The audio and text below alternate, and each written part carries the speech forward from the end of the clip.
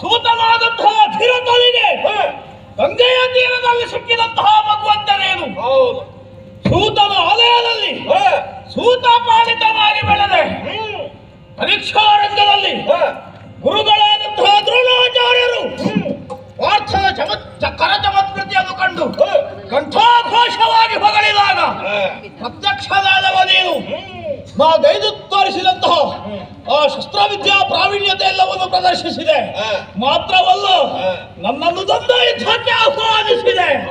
ಆ ಕಾಲಕ್ಕೆ ಕುರುಕುಲದ ಹಿರಿಯರು ಕೇಳಿದಂತಹ ಪ್ರಶ್ನೆಗೆ ನಿರುತ್ತರನಾಗಿ ನಿರನಾಟಕನಾದವ ನೀನು. ಆ ಕಾಲಕ್ಕೆ ಕೌರವ ನಿನ್ನನ್ನು ಅಂಗದೇಶಾಧಿಪನಾಗಿ ಮಾಡಿದ ಏನು ಕಾರಣ? ಪಾರ್ಥನಿಗೆ ಸರಿಯಾದಂತಹ ಪ್ರತಿಸ್ಪರ್ಧಿ ಒಬ್ಬ ದೊರೆತ, ಇವನನ್ನು ಸಲಹಬೇಕು ಎನ್ನುವಂತಹ ದೂರಾಲೋಚನೆ ಇದ್ದರೂ ಇರಬಹುದು. ಆ ಬಳಿಕ ಪ್ರತಿಯೊಂದು ವಿಚಾರದಲ್ಲಿಯೂ ಕೂಡ ಕೌರವೇಶ್ವರರನ್ನು ನೀ ಓಲೈಸಿದೆ. ಮಾತ್ರವಲ್ಲ, ಆತನ ಕುರಿತಾದಂತಹ ಪಾಂಡವ ದ್ವೇಷ ಅದು ಮತ್ತೆ ಮತ್ತೆ ಭುಗಿಲೇಳುವುದಕ್ಕಾಗಿ ರಾಜ್ಯದ ರೀತಿಯಲ್ಲಿ ವ್ಯವಹರಿಸಿದವ ನೀನು. ಎಲ್ಲ ಈ ಕಾಲಕ್ಕೆ ಕುರುಸೇನೆಯ ಸೇನಾಪತಿಯಾಗಿ ಗುರು ದ್ರೋಣರು ಅಲ್ಲ ಭೀಷ್ಮಾಚಾರ್ಯರು ಧರಿಸಿದಂತಹ ಮುದ್ದಿನ ಕಿರೀಟವನ್ನು ಧರಿಸಿ ನನ್ನ ಸಮಕ್ಷದಲ್ಲಿ ಹೋರಾಟಕ್ಕೆ ನಿಂತಿದ್ದೆ. ಎಚ್ಚರಿಸುತ್ತಾ ಇದ್ದೇನೆ, ಮಲೆತು ಮುಂದುವರಿದೆ ಎಂದಾದರೆ ತಲೆ ತಲೆ ಹೋಗಿ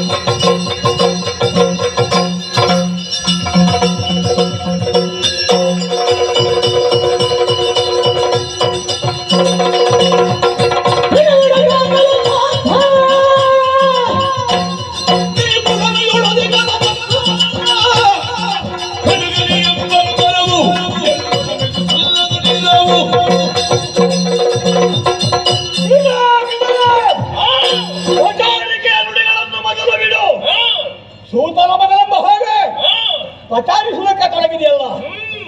ಮೊದಲು ನನಗೆ ಮುಜುಗರವಾಗುತ್ತಾ ಇದ್ದದ್ದು ಹೌದು, ಆದ್ರೆ ಬರಬರುತ್ತ ಅಭ್ಯಾಸವಾಗಿ ಹೋಗಿದೆ. ಯಾಕೆ ನನ್ನನ್ನು ನೀರ ಮೇಲೆ ತೇಲ ಬಿಟ್ಟವಳು, ನನ್ನನ್ನು ಹೆತ್ತವಳು ಯಾರು ಅಂತ ಗೊತ್ತಿಲ್ಲ ನನಗೆ. ಅವಳ ಬಗ್ಗೆ ಅಪಚಾರಗಳನ್ನು ಆಡಲಾರೆ. ಪರಿಸ್ಥಿತಿ ಪರಿಸರ ಹೇಗಿತ್ತು ಅಂತ ಗೊತ್ತಿಲ್ಲ. ನೀರ ಮೇಲೆ ತೇಲಿ ಬಂದಂತಹ ಕಾಲಕ್ಕೆ ಅತ್ಯಂತ ಆಪ್ಯಾಯಮಾನತೆಯಿಂದ ಪ್ರೀತಿಯಿಂದ ನನ್ನನ್ನು ಸಲಹಿ ನನ್ನನ್ನು ಮುದ್ದಿಸಿದವಳಿದ್ದಾಳೆ ರಾಧೆ. ನೀನು ಸೂತನ ಮಗನ ಅಂತ ಹೇಳುವಾಗ ಅವಳ ನೆನಪಾಗ್ತಾನೆ. ಹೇಳು 10 ಬಾರಿ ಹೇಳು, ನಮಗೆ ಏನೇನು ಖೇದವಾಗುವುದಿಲ್ಲ. ಮುಖಾಮುಖಿಯಾದಂತಹ ಕಾಲಕ್ಕೆ ಅದು ಪ್ರತ್ಯಕ್ಷ ಸಾಕ್ಷಿಗಳಾಗಿದ್ದಾರೆ ದೇವತೆಗಳು. ಅವರಿಗೂ ಕರುಣಾರ್ಜುನನ ಕಾಳಗ ನೋಡಬೇಕು ಅಂತ ಉಂಟು. ಈ ಹೊತ್ತಿಗೆ ಸೂತನ ಮಗನೆಂಬ ಹಾಗೆ ಮಾತನಾಡುತ್ತಾ ನನ್ನನ್ನು ಪಚಾರಿಸಿದ್ರೆ ಕರ್ಣನ ಆತ್ಮಸ್ಥೈರ್ಯ ಕುಗ್ಗುತ್ತದೆ ಎಂಬ ಭಾವನೆಗೆ ಮೊದಲು ಬಿಡು. ಆಮೇಲೆ ನೀನು ಕಡುಗಲಿ ಎಂಬಂತ ಅಬ್ಬರ ನಿನಗೆ ಯಾರಿಗೂ ಬಂದಿತ್ತು. ನಿನ್ನಷ್ಟು ಸೌಕರ್ಯ, ನಿನ್ನಷ್ಟು ಸವಲತ್ತು ಇದೆಲ್ಲ ಒದಗಿ ಬಂದ್ರೆ ಲೋಕದಲ್ಲಿ ಯಾರು ಕಡುಗಲಿಗಳಾಗುತ್ತಾರೆ. ಯಾಕೆ?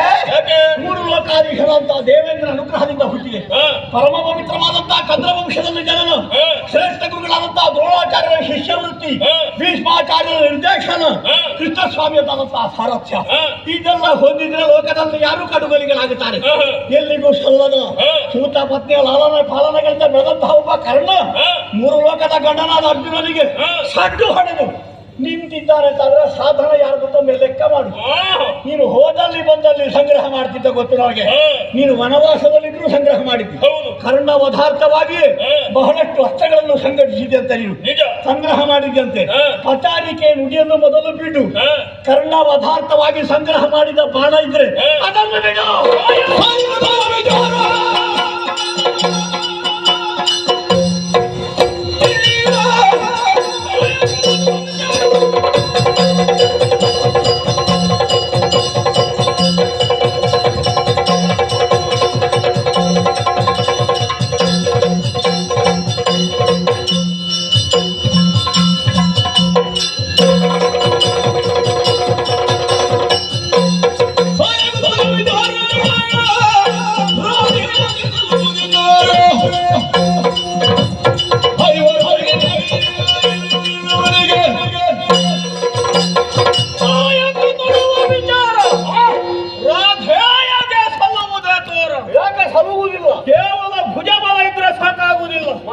ವಿಚಾರ ಶಕ್ತಿಯೂ ಬೇಕು. ಭುಜದ ಬಲವು ವಿಚಾರ ಶಕ್ತಿಯು ಏಕೀಕೃತವಾದಾಗ ಇಂತಹ ಬಿಲ್ವಿದ್ಯೆ ಕರಗತವಾಗುವುದಕ್ಕೆ ಸಾಧ್ಯ ಇದೆ. ಹೇಳಿ ಕೇಳಿ ಸೂತಪಾಲಿತನಾದಂತಹ ನೀನು ಅದನ್ನು ಹೊಂದುವುದಕ್ಕೆ ಹೇಗೆ ಸಾಧ್ಯವೋ ಹೇಳು.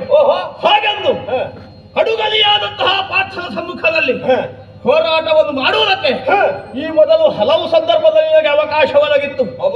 ಅಲ್ಲಿಯೂ ಕೂಡ ನೀ ವಿಜೃಂಭಿಸಿದವನಲ್ಲ.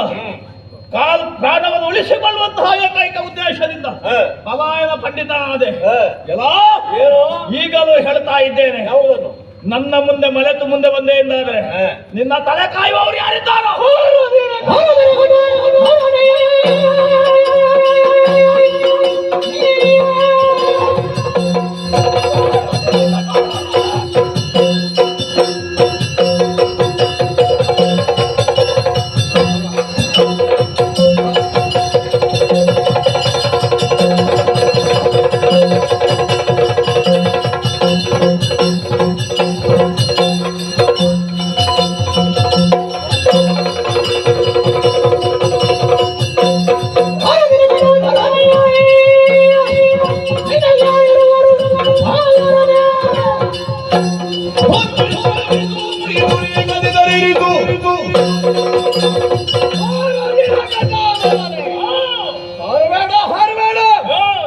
ಆಧರಿಸಿದಂತಹ ಭೂಮಿಯನ್ನು ಬಿಟ್ಟು ಹಾರಿದಂತಾದ್ರೆ ಮತ್ತೆ ಭೂಮಿ ಸಿಗ್ಲಿಕ್ಕಿಲ್ಲ ಅಂತ ಒಂದು ಮಾತಿದೆ. ನೆಲ ಬಿಟ್ಟು ಹಾರಿದ್ರೆ ನೆಲೆ ಸಿಕ್ಕಲಿಕ್ಕಿಲ್ಲ. ನೀನು ಎಲ್ಲೆಲ್ಲ ಹಾರಾಡಿದ್ದಿ, ಎಲ್ಲೆಲ್ಲ ಪ್ರಪಾತಕ್ಕೆ ಬಿದ್ದಿದ್ದಿ ಚೆಂದಾಗಿ ಬಲ್ಲೆ. ನಾನು ಪೂರ್ವಾಪರ ವಿವೇಚನ ಮಾಡದೆ ಶಪಥ ತೊಡುವುದರಲ್ಲಿ ನೀನು ಅಗ್ರಗಣ್ಯ ಪಾಮರ. ಒಂದ ಎರಡು ಎಷ್ಟು ಬಾರಿ ರಾಮೇಶ್ವರದಲ್ಲಿ, ಕಾಮ್ಯಕಾವನದಲ್ಲಿ, ಈಗ ಮೊನ್ನೆ ಸೈಂಧವದ ಪ್ರಕರಣದಲ್ಲಿ ಅಗ್ನಿಕುಂಡ ನಿರ್ಮಾಣ ಮಾಡಿ ಸಾಯ್ತಾರೆ ಅಂತ ಹೊರಟವನಿಗೆ ಸಂಗ್ರಹ ಮಾಡಿದ್ದಿ ಬಹಳಷ್ಟು. ಏನು ಗೊತ್ತಿಲ್ಲದ ನನಗೆ ಬಗ್ಗೆ. ನನ್ನ ಬಗ್ಗೆ ನೀನು ಎಷ್ಟು ಸಂಗ್ರಹ ಮಾಡ್ತೀಯಾ, ನಿನ್ನ ಬಗ್ಗೆ ನಾನು ಅಷ್ಟು ಸಂಗ್ರಹ ಮಾಡಿದ್ದೇನೆ. ಒಳ್ಳೆಯದು ಬೇಕು. ಪ್ರತಿಸ್ಪರ್ಧಿ ಅಂದ್ರೆ ಹಾಗೆ. ನೀನು ಯಾಕೆ ಹಾಗೆಲ್ಲ ಶಪಥ ಮಾಡ್ತೀವಿ? ವಿವೇಚನೆ ಮಾಡದೆ ನಿನಗೆ ಕಾರಣದ ಕೈಗೊಟ್ಟು ಕಾಪಾಡುವ ಹೋಯ್ತಾನೆ, ಜೊತೆಗೆ ಒಬ್ಬ ಇದ್ದಾನೆ ಆಧರಿಸುವುದಕ್ಕೆ ಎಂಬ ಕಾರಣದಿಂದಲಾಗಿ. ಹಾಗಾಗಿ ನೀನು ಪ್ರಸಿದ್ಧನಾದ ಈ ಕಾಲಕ್ಕೆ. ಬೇಡ, ನಮಗೆ ಯಾರೂ ಬೇಕು ಅಂತ ಇಲ್ಲ. ಯಾಕೆ? ನಮ್ಮ ಆತ್ಮವಿಶ್ವಾಸ ದೇಹ ಶಕ್ತಿಗಿಂತಲೂ ಮಿಗಿಲಾದದ್ದು ಆತ್ಮಶಕ್ತಿ ಎಂಬ ಒಂದು ಮಾತಿದೆ. ಕೆಟ್ಟಂತ ಪರಿಭವಗಳಿಗೆ ಎದೆ ಒಡ್ಡಿ ಈ ಕಾಲಕ್ಕೂ ನಾನು ಬಲಿಷ್ಠವಾಗಿ ನಿಂತಿದ್ದೇನೆ.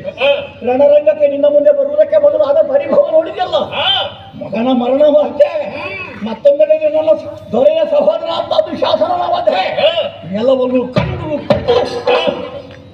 ಸೆಟದು ನಿಂತಿದ್ದೇನೆ ಕರ್ಣನಾಗಿ, ಗೊತ್ತಾ ನಿನಗೆ? ಹಾಗಾಗಿ ಹೇಳ್ತಾ ಇದ್ದೇನೆ, ಈ ಯುದ್ಧ ವಿದ್ಯೆ ಎಂಬುದು ಇದೆಯಲ್ಲ ಅದು ವರ್ಣಕ್ರಿಯ ಜಾತಿಗೆ ಮಾತ್ರ ಅಂತ ಯಾರು ಹೇಳಿದ್ರು ನಿನಗೆ? ಜ್ಞಾನ ವಿದ್ಯೆ ಸಾಧನೆಗೆ ಒಲಿದು ಬರುವಂತದ್ದು. ದಾಸಿಯಾಗಿದ್ದಂತಹ ಜಬಲ ಎಂಬುವಳ ಪುತ್ರ ಜಾಬಾಲಿ ಸತ್ಯಕಾಮನಾಗಿದ್ದಾನೆ ತಪಸ್ವಿಯಾಗಿ ಜ್ಞಾನದ ಮೂಲಕವಾಗಿ. ಕ್ಷತ್ರಿಯನಾಗಿ ಹುಟ್ಟಿದಂತಹ ವಿಶ್ವಾಮಿತ್ರ ಬ್ರಾಹ್ಮಣನಾಗಿದ್ದಾನೆ ಸಾಧನೆಯಿಂದ.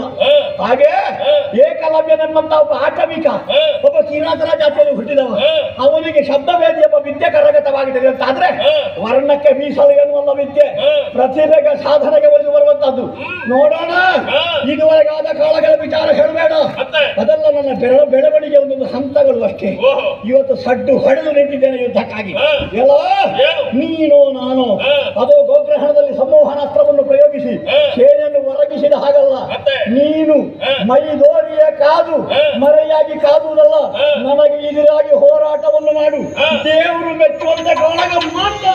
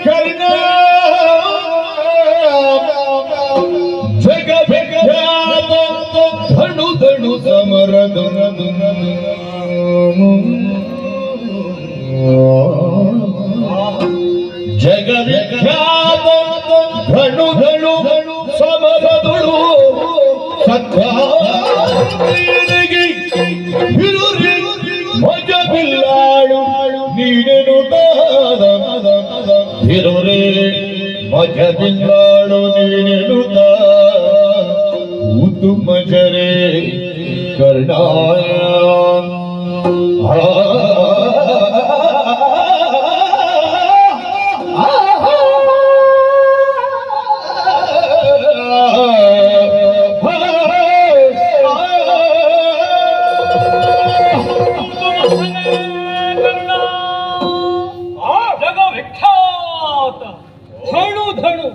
ಸಮರದೊಳು ಸತ್ವಾತಿಶಯನಹೆ. ಎಂತಹ ರಣವೈಖರಿಯನ್ನು ಕಣ್ತುಂಬಿಸಿಕೊಳ್ಳುವಂತಹ ಸೌಭಾಗ್ಯ ನನ್ನ ಪಾಲಿಗೆ ಒದಗಿ ಬಂತಲ್ಲ. ಪುಂಖಾನುಪುಂಖವಾಗಿ ಬಾಣಾವಳಿಗಳನ್ನು ಪ್ರಯೋಗಿಸುವಂತಹ ದೃಶ್ಯವನ್ನು ಕಣ್ತುಂಬಿಸಿಕೊಂಡವ ನಾನು. ನಿನ್ನ ಈ ಯುದ್ಧದ ವಿದ್ಯಮಾನವನ್ನು ಕಾಣಬೇಕು ಎನ್ನುವಂತಹ ಇಚ್ಛೆ ನನಗಿತ್ತು. ದೇವಾದಿ ದೇವತೆಗಳೆಲ್ಲರೂ ಹೇಳಿ ಕೇಳಿ ಅನಿಮಿಷರೇ. ಈ ಕಾಲದಲ್ಲಿ ಎವೇಕದೆ ಇದನ್ನು ನೋಡುತ್ತಾ ಇದ್ದಾರೆ ಎನ್ನುವ ಹಾಗಿದ್ದರೆ ಕರುಣಾರ್ಜುನರದ ಯುದ್ಧದ ನಿರೀಕ್ಷೆ ಎನ್ನುವುದು ಅಲ್ಲಿಗೂ ಮುಟ್ಟಿದೆ ಎನ್ನುವುದರಲ್ಲಿ ಯಾವುದೇ ಸಂದೇಹ ಇಲ್ಲ. ಗುಣಕ್ಕೆ ಮತ್ಸರ ಇಲ್ಲವಪ್ಪ. ಈ ಯುದ್ಧ ವಿದ್ಯೆಯನ್ನು ಪ್ರದರ್ಶಿಸಿದಂತಹ ನಿನ್ನನ್ನು ಹೊಗಳದೇ ಉಳಿದೆ ಅಂತಾದರೆ ನನ್ನ ದೇವತ್ವಕ್ಕೆ ಅಪಮಾನವೇ ಆದೀತು. ಹಾಗಾಗಿ ಮನಸ್ವಿ ಇಚ್ಛೆಯಿಂದ ನಿನ್ನನ್ನು ಹೊಗಳಿದವನಿದ್ದೇನೆ. ಯಾರು ಹೇಳಿದ್ದಪ್ಪ ನಿನ್ನನ್ನು ಅರ್ಧರಥಿಕ ಅಂತ? ಕೇಳಿದ್ದೇನೆ. ಗಂಗಾಸುತರಾಗಿರುವಂತಹ ಭೀಷ್ಮರಾಡಿದರಂತೆ ಅರ್ಧರಥಿಕ ಅಂತ. ಗಂಗಾಜನಕನಾದಂತಹ ನಾನೇ ಘಂಟಾಘೋಷವಾಗಿ ಆಡಬಲ್ಲೆ. ನೀ ಅರ್ಧರಥಿಕನಲ್ಲವಪ್ಪ, ಮಹಾರಥಿಕರಣ ವಾಸುದೇವ, ಈ ರಣಕರ್ಕಶತೆ ಮಧ್ಯದಲ್ಲಿ ಶುದ್ಧಿಬದ್ಧವಾದಂತಹ ಹೊಗಳಿಕೆ ಎಲ್ಲಿಂದ ಬರುವುದು ಅಂತ ನಾನೊಮ್ಮೆ ಗಮನಿಸಿದ್ದು ಸ್ವಾಮಿ. ನನ್ನ ಪ್ರತಿಸ್ಪರ್ಧಿಯಾದಂತಹ ಪಾರ್ಥನ ರಥದ ಮೂತಿಯಲ್ಲಿದ್ದು ಸಾರಥ್ಯವನ್ನು ಕೈಗೊಳ್ಳುತ್ತಿರುವಂತಹ ಗೀತಾ ಗೋವಿಂದನ ಬಾಯಿಂದ ಬಂದಂತಹ ಹೊಗಳಿಕೆ ಯಾರಿಗೆ ಬೇಡ ಸ್ವಾಮಿ? ವರ್ತಮಾನದಲ್ಲಿ ಹೊಗಳಿಕೆ ಹೊನ್ನ ಶೂಲವೇನು. ಆದರೂ ಸಂತೋಷದಲ್ಲಿ ಸ್ವೀಕರಿಸಿದ್ದೇನೆ. ಯಾಕೆ? ಜನರು ಏನೇ ಆಡ್ಲಿ ಜನಾರ್ದನ ತಾನು ಮೆಚ್ಚಬೇಕಾಗ್ತದೆ. ನೀನು ಮೆಚ್ಚಿ ಹೊಗಳಿದೆ ಅಂತಾದ್ರೆ ಸಾಕು ಈ ಪ್ರಶಸ್ತಿ ನನಗೆ. ಅದು ಪೂರ್ಣ ನಂಬಲಿಕ್ಕೆ ಆಗುದಿಲ್ಲ. ನನ್ನ ಚಿತ್ತ ಒಂದು ವಿಚಲಿತವಾಗಕೂಡದು. ನಿನ್ನ ವಿಚಾರಕ್ಕೆ, ನಿನ್ನ ವ್ಯವಹಾರಕ್ಕೆ, ನಿನ್ನ ಮಾತುಗಳಿಗೆ ವಿಶೇಷವಾದಂತಹ ಅರ್ಥವನ್ನು ಕಲ್ಪಿಸಿದ್ದಾರೆ ಜ್ಞಾನಿಗಳು. ಊರ್ಧ್ವ ಮೂಲ ಮದಶಾಖ ಎಂಬ ಹಾಗೆ ಎಲ್ಲ ವೃಕ್ಷಗಳದ್ದಾದಂತಹ ಬೇರು ಕೆಳಗೆ ಶಾಖೆ ಮೇಲೆ ನಿನ್ನ ವ್ಯವಹಾರವೆಂಬ ವೃಕ್ಷ ಇದೆಯಲ್ಲ, ಅದರದ್ದು ಬೇರು ಮೇಲೆ ಬುಡ ತಲೆ ಕೆಳಗಂತೆ. ಹಾಗಾದ್ರಿಂದ ನನ್ನನ್ನು ಬುಡ ಮೇಲು ಮಾಡಬೇಡ ಅಂತ ನಿನ್ನಲ್ಲಿ ಒಂದು ಪ್ರಾರ್ಥನೆ. ಅನುಗ್ರಹ ಉಂಟು. ಧನ್ಯನಾದ ವಾಸುದೇವ, ಧನ್ಯನಾದ.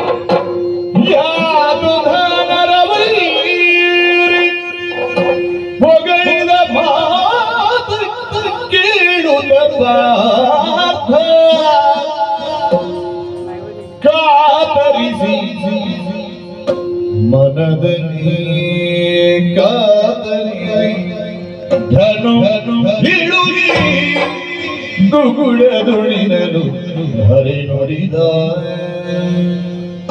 ಏನು ಚಿಂತೆ ಬಂತು ಪಾದ ಎನ್ನೋಳಿಗೆ ಬೇಳು ಪಾಪ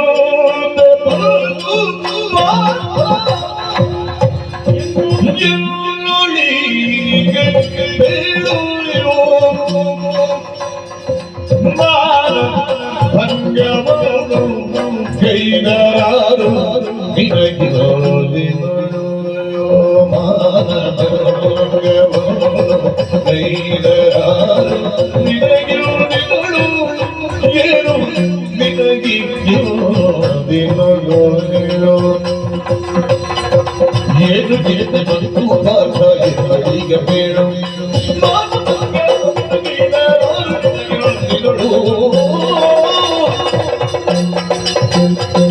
ಮುಂದೆ ಕಟ್ಟ ಧೂರ್ತದಿಂದ ಮುಂದೆ ಕರಿದಾರೆಲ್ಲ ನಿಂದಿ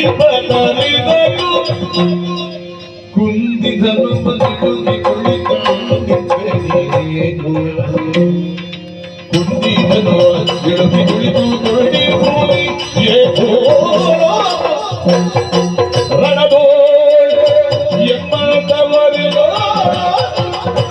ಕೋಪೇರಿ ಬಹುದು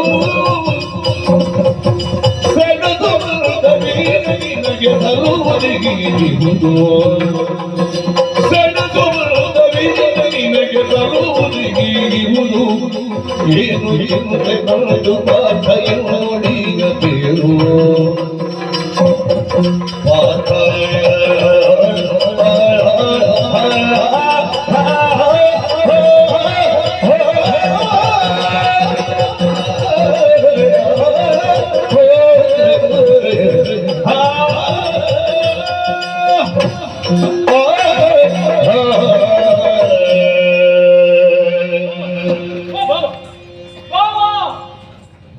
ಏನು ಭಾವ ನಿನಗೆ ಅಭಾವ? ಚಿಂತೆಯನ್ನು ಕಳೆಯುವಂತಹ ನಾನಿರುತ್ತ ನನಗೆ ಚಿಂತೆ ಆವರಿಸುವುದಕ್ಕೆ ಸಾಧ್ಯವೇ? ಯುದ್ಧ ರಂಗವೆಂದರೆ ನಿನ್ನ ಆಡಂಬಲ ಎನ್ನುವ ಹಾಗೆ ಆಡುತ್ತಾ ಇದ್ದವ ಯುದ್ಧ ವಿಮುಖನಾದೆ ಅಂತಾದರೆ ಜಗತ್ತು ನಿಗಾಡುವುದಿಲ್ಲ. ಈ ರೀತಿಯಾಗಿ ನವನಾಟಕನಾಗಿರುವಂತಹ ನಿನ್ನನ್ನು ಕಾಣುವಾಗ ನನಗೆ ಆಶ್ಚರ್ಯವಾಗುತ್ತಾ ಉಂಟು.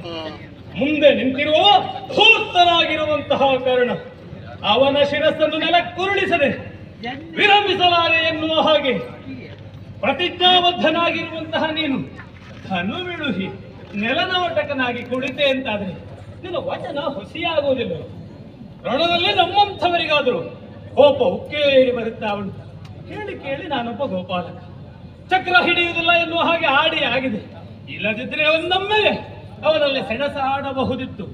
ನೀನು ಈ ರೀತಿಯಾಗಿ ವಿಮುಖನಾದ ಅಂತಾದ್ರೆ ಏನು ಮಾಡುವುದಕ್ಕೆ ಸಾಧ್ಯ? ಈ ರಣರಂಗದಲ್ಲಿ ನಿನಗೆ ಅವಮಾನ ಮಾಡುವುದಕ್ಕೆ ಸಾಧ್ಯವೋ? ಯಾರಪ್ಪ ನಿನಗೆ ಅವಮಾನ ಮಾಡಿದವರು? ಪಾರ್ಥ, ಯುದ್ಧ ಮುಂದುವರಿಸಬೇಕಾದಂತಹ ನೀನು ಎಲ್ಲವರ ನಿರೀಕ್ಷೆಯನ್ನು ಹುಸಿಗೊಳಿಸುತ್ತೀ ಅಂತಾದ್ರೆ ಮುಂದೆ ಹೇಗೆ ಯುದ್ಧವನ್ನು ಮುಂದುವರಿಸುವುದು ನಾನರಿ. ಒಂದೋ ನೀನು ಯುದ್ಧ ಮಾಡಬೇಕು, ಇಲ್ಲದೆ ಹೋದ್ರೆ ನಿನ್ನ ಚಿಂತೆಗೆ ಕಾರಣವನ್ನಾದರೂ ಹೇಳಬೇಕು. ಏನಾಯ್ತ? ಚಿಗುಟುವುದು ನಿನ್ನ ಜೋಗನ ಹಾಡುವುದು ನೀನಲ್ವ? ದೇವರಾಲಿ ಬುದಿಗೆ ಪಿಡಿದುಂಡು ಯೋಜನ ಚಾಪಿದುದಿಯ ರಥವ ದೇವ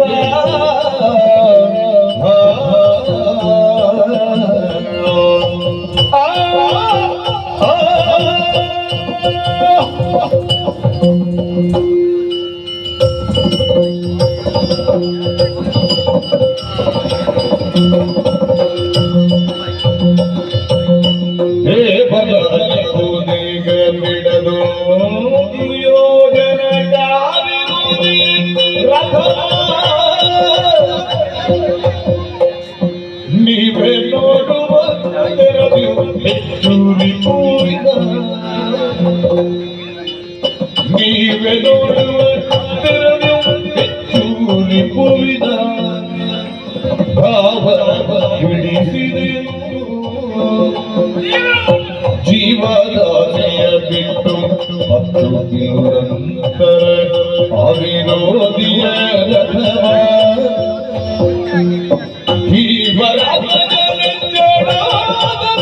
ಅನಿದೋಷ ಭಾವನೆ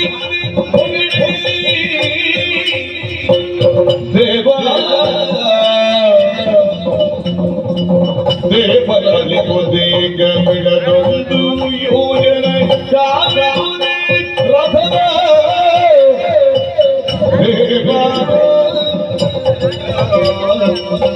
ಲಾಲಿ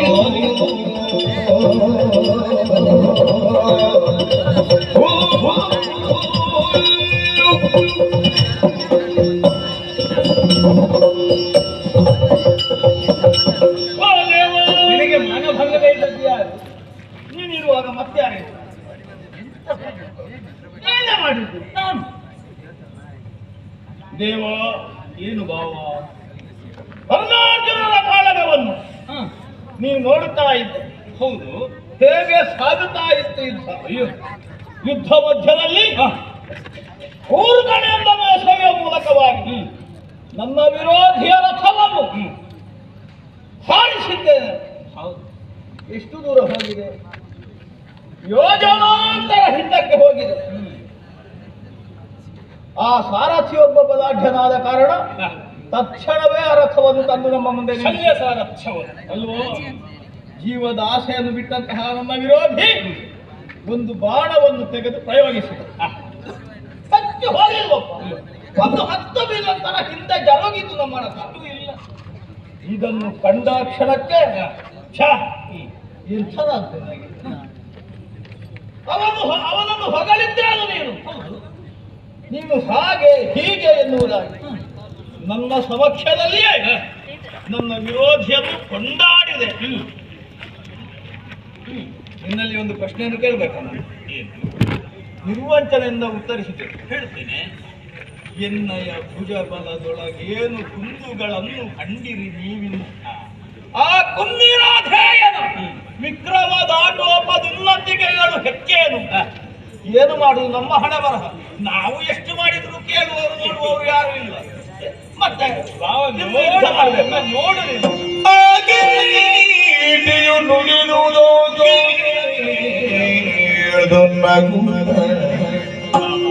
ಕರುಣಾಕರ ಪೀಡ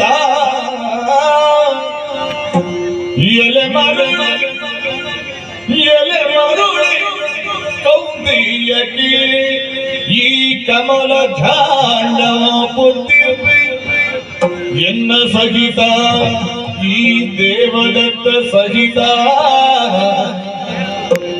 ಈ ಕಪೀಶ್ವರ ಸಹಿತ ಈ ಛಾಪ ಸಹಿತ ಈ ಗಡಿಯ ರಥವ ಯಜಮರಿ ಯೇಸು ಸಸುಗಳು ಬೇಕು ಅವನ ಹುಲು ರಥವನ ಕಡೆನಾಯ್ತು ರವಿಜಾತ ಗಿಣಗಾಣಿನಿಂದ ಎಲೆ ಮರುಳಿ ಕೌತೆ ನಗುತ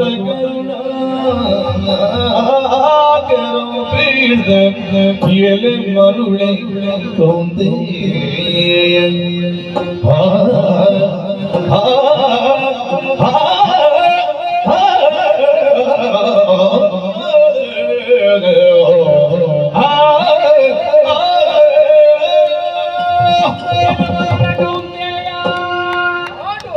ನಿನಗೆ ಸ್ವಾತಂತ್ರ್ಯ ಉಂಟು.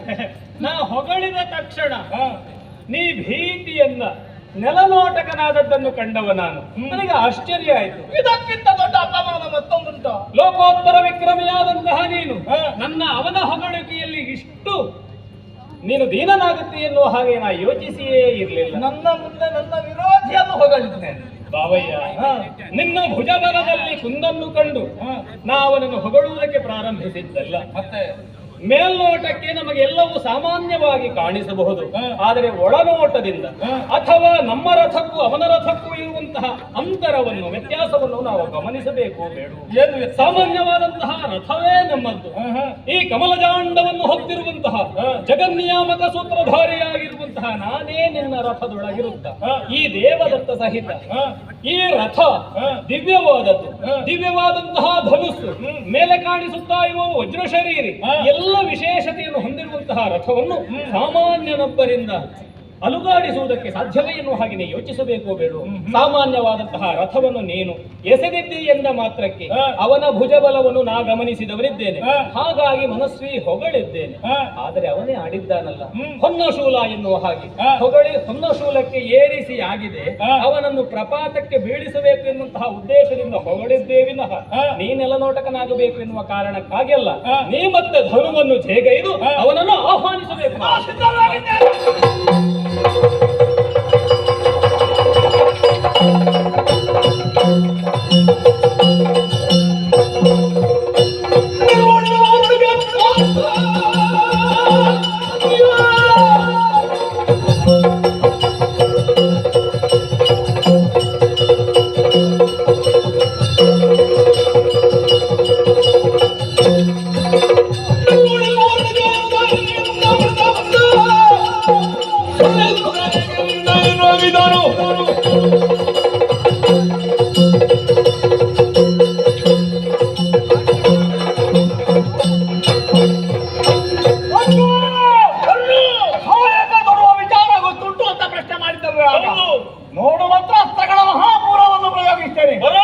ಸಾಮರ್ಥ್ಯ ಉಂಟು ಅಂತಾದ್ರೆ ತಾನೆ ಖಂಡಿತ ಇದು ಅಗ್ನೇಯಾಸ್ತ್ರ, ಅಸ್ತ್ರ, ಇದು ವಾಯುವಾಸ್ತ್ರ, ಇದು ಪರ್ವತಾಸ್ತ್ರ, ಇದು ವಜ್ರ.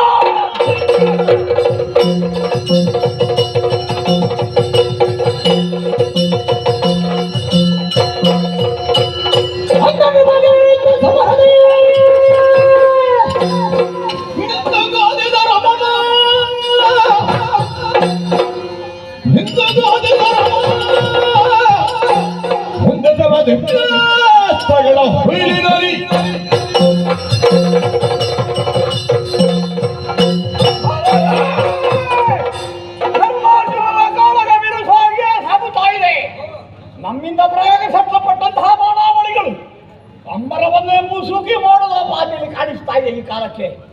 ಅಂಧನೃಪನಾದಂತಹ ಧೃತರಾಷ್ಟ್ರ ಭೂಮಿಪ ಯುದ್ಧದ ವಿಚಾರದಲ್ಲಿ ಹೆಚ್ಚು ಉತ್ಸುಕನಾದವರು ಅವನು, ಆಸಕ್ತಿಯನ್ನು ಹೊಂದಿದವರು ಅವನು. ಯುದ್ಧ ಪೂರ್ವದಲ್ಲೇ ಒಂದು ಬಿನ್ನಪವನ್ನು ಇರಿಸಿದ ವೇದವ್ಯಾಸರ ಮುಂದೆ ನನಗೆ ರಣವರ್ತಮಾನ ನೋಡಬೇಕು. ಆ ಕಾಲಕ್ಕೆ ವ್ಯಾಸಾನುಗ್ರಹವನ್ನು ಹೊಂದಿದಂತಹ ಸಂಜಯನೇ ಬಳಿಯಲ್ಲಿದ್ದುಕೊಂಡು ರಣರಂಗದ ಪ್ರತಿಯೊಂದು ವಿದ್ಯಮಾನವನ್ನು ಹೇಳ್ತಾ ಇದ್ದಾನೆ. ಹೀಗಾಗ್ತಾ ಇದೆ, ಹೀಗಾಗ್ತಾ ಇದೆ. ಸೇನಾಧಿಪತಿಯಾಗಿ ರಣರಂಗವನ್ನು ಪ್ರವೇಶ ಮಾಡಿದಂತಹ ಕರ್ಣ ಏನು ಮಾಡ್ತಾ ಇದ್ದಾನಂತ ಈಗ ಅಂಧನೃಪತಿ ಕೇಳ್ತಾನೆ ಸಂಜಯನಲ್ಲಿ. ಅವಾಗ ಸಂಜಯ ಹೇಳ್ತಾನೆ, ಅರ್ಜುನನಿಗೆ ಸಮದಂಡಿಯಾಗಿ ಕರ್ಣ ಹೋರಾಟ ಮಾಡ್ತಾ ಇದ್ದಾನೆ ಪ್ರಭು. ಅಷ್ಟು ಕೇಳುವಾಗ ಅಂಧನೃಪತಿಯ ಮನಸ್ಸಿಗೆ ಸಂತೋಷ ಆಗಬೇಕು. ಯುದ್ಧ ಸಾಗುತ್ತಾ ಉಂಟು, ಸುರೇಶನ ಕುಮಾರ ಬೆರೆಯುತ್ತಾ ಇದ್ದಾನೆ ನನ್ನ ಕಣ್ಣ ಮುಂದೆ. ಆದರೆ ಒಂದು ಬತ್ತಳಿಕೆಗೆ ಕೈ ಹಾಕಿದರೆ ಬಾಣ ಸಿಗುವುದಿಲ್ಲ. ಬಾಣ ಬತ್ತಳಿಕೆ ಬರಿದಾಗಿ ಹೋಯ್ತೆ, ಬತ್ತಳಿಕೆ ಬರಿದಾಗುವುದಕ್ಕುಂಟೆ. ಯೋಧನೊಬ್ಬನ ಬತ್ತಳಿಕೆ ಯಾವತ್ತೂ ಬರಿದಾಗುವುದಕ್ಕೆ ಇಲ್ಲವಂತೆ. ಒಮ್ಮೆ ಹಾಕಿ ತಡಕಿ ಏನು ಉಂಟು ಅಂತ ನೋಡ್ತೇನೆ, ನೋಡೋಣ.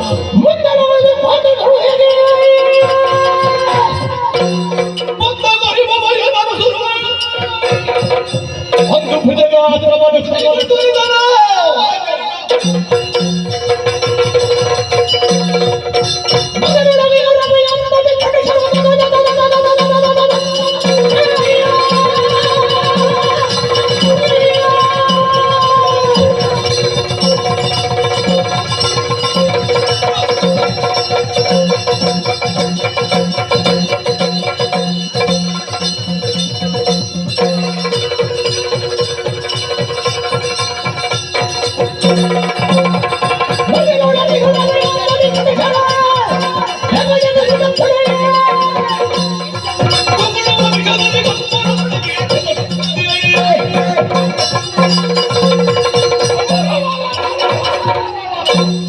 ಬತ್ತಳಿಗೆ ಕೈ ಹಾಕಿದ್ದಾನೆ. ಸರ್ಪಮುಖಿ ಶರವನ್ನು ಕೈ ಸೇರಿದೆ. ನನ್ನ ಕೈಯಿಂದ ಲಂಘಿಸಿ ಕಾರ್ಯವನ್ನು ಸಾಧಿಸ್ತೇನೆ ಹಾಗೆ ಮುಂದುವರಿತಾ ಇದೆ. ಉಗುಳುವಂತಹ ವಿಷದೂರಿ ಕಂಡಿರೋ ಬಾಲ ಸೂರ್ಯನಂತೆ ಪ್ರಕಟವಾಗಿದೆ ಈ ಮಾಡಿದ ಕೈಯಲ್ಲಿ. ಉಗುಳುವ ವಿಷದೂರಿಗೆ ಖಗಗಳೆಲ್ಲ ಧರೆಗುಳ್ಳುತ್ತಾ ಇದೆ ಸತ್ತು. ವಿರೋಧಿ ಸೇನೆಗಳೆಲ್ಲ ಭಯಗೊಂಡಿದ್ದಾರೆ. ಪ್ರತಿಯೊಬ್ಬರು ಗರುಡಮಂತ್ರವನ್ನು ಉಪಾಸಿಸುವುದಕ್ಕೆ ತೊಡಗಿದ್ದಾರೆ. ನೋಡಿದಂತಾದ್ರೆ ಬೆಳ್ಳಗಿನ ಅರ್ಜುನ ಕಪ್ಪಗಾಗಿದ್ದಾನೆ, ಕಪ್ಪಗಿನ ಕೃಷ್ಣ ಬೆಳ್ಳಗಾಗಿದ್ದಾನೆ. ಎಲ್ಲರೂ ಬಿಳಿಸಿಕೊಂಡಿದ್ದಾರೆ. ವಿಶೇಷವಾದಂತಹ ಶರವೊಂದು ಕೈ ಸೇರಿದೆ. ನಮ್ಮ ಕೈಯಲ್ಲಿ ಅಸ್ತ್ರ ಶಸ್ತ್ರ ಮಂತ್ರಾವಾಹನೆ ಮಾಡಿದ ಮೇಲೆ ಅದು ಅಸ್ತ್ರವಾಗುವಂಥದ್ದು. ನಾನು ಸರ್ಪಮುಖಿ ಬಾಣ ತೆಗೆದದ್ದಷ್ಟೇ, ಮಂತ್ರಾವಾಹನೆ ಮಾಡಲಿಲ್ಲ. ಅದಕ್ಕಿಂತ ಪೂರ್ವದಲ್ಲಿಯೇ ಸರ್ಪದ ಗುಣ ಪ್ರಕಟಪಡಿಸುತ್ತಾ ಇಲ್ಲದ್ರೆ ಏನರ್ಥ? ನನ್ನ ಅಸ್ತ್ರಾಭಿಮಾನಿ ದೇವತೆಗಳ ಪೂಜೆ ಅವರ ಪಾದ ಸೇರಿ ಇರ್ತರ್ಥ.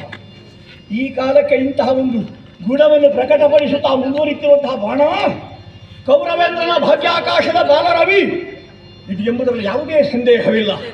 ಕತ್ತಲೆ ದೂರ ಆಗಬೇಕು, ಮುಸುಕಿದ ಸೋಲವೆಂಬ ಮೋಡ ದೂರವಾಗಿ ನಮಗೆ ಜಯದ ಸಿರಿ ಒದಗಿ ಬರಬೇಕು. ಬಾಲಸೂರ್ಯನ ಉದಯವಾಗಿದೆ. ಹಾಗಾಗಿ ಇದನ್ನು ಯೋಗ್ಯವಾಗಿ ಏನಾದ್ರು ಹೂಡಬೇಕು. ನನಗೆ ಈ ಬಾಣ ಕೈಗೆ ಸಿಕ್ಕಿದ ಕೂಡಲೇ ಒಂದು ಆಡಂಬರ ಬಂದದಲ್ಲ.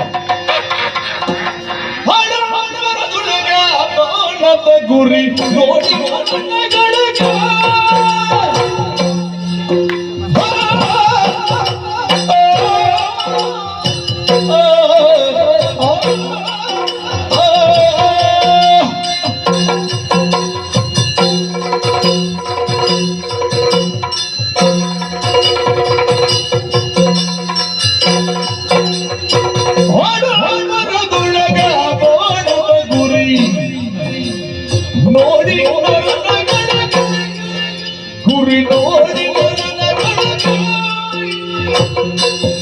ಹೂಡುತ್ತ ಶಲ್ಯನ ಕಂಡ ಹೂಡುತ್ತ ಶಲ್ಯನ ಕಂಡ ಮಾತಾಡಿದ ವ್ಯಕ್ತಿಗೆ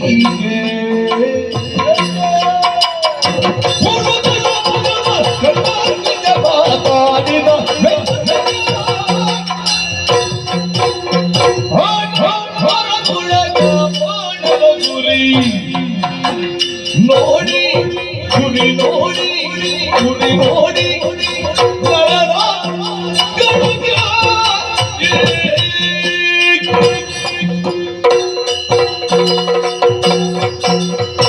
ವಿಶೇಷವಾದಂತಹ ಬಾಣಗಳಿಗೆ ದೊರಕಿದ್ದೆ ತಡೋ ನಮಗೊಂದು ಆಡಂಬರ ಬಂತು. ಯೋಧನಿಗೆ ಬಾಣ ವಿಶೇಷವಾದಂತ ಆಯುಧ ದೊರಕಿತು ಅಂತಾದ್ರೆ ಒಂದು ಆಡಂಬರವೇ ಅಲ್ವಾ? ಒಳ್ಳೆಯ ಆಭರಣ, ಒಳ್ಳೆಯ ಪೋಷಾಕವನ್ನು ಧರಿಸಿದಾಗ ಬರುವ ಆಡಂಬರ. ನಮಗೆ ಆಡಂಬರಕ್ಕೆ ಯಾಕೆ ಕಾರಣ? ನಮಗೆ ಆಯುಧವೇ ಭೂಷಣ, ಆಭರಣ ಇದ್ದ ಹಾಗೆ.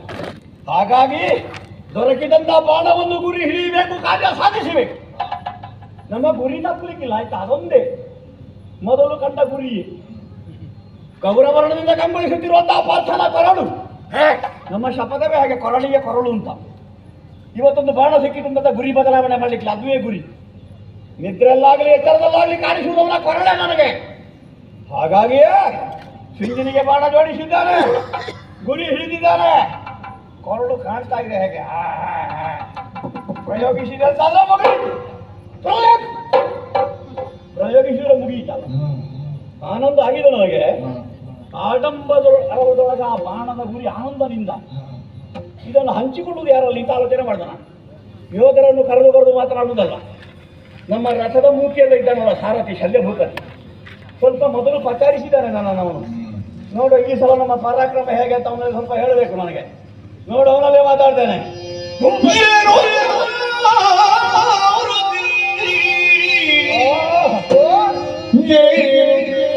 ಸಾರಥಿ ಸರಳು ಪಾಂಡವ ಸೇನೆಯನ್ನು ಗೆಲ್ಲಬಹುದೇ? ಸರಳು ಪಾಂಡವ ಸೇನೆಯನ್ನು ಗೆಲ್ಲಬಹುದೇ?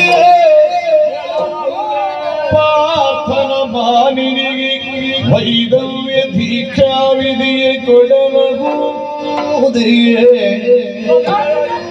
ಪಾರ್ಥನ ಮಾನಿನಿಗೆ ವೈದವ್ಯ ದೀಕ್ಷಾ ವಿಧಿಯೇ ಕೊಡಲಗುದೇ?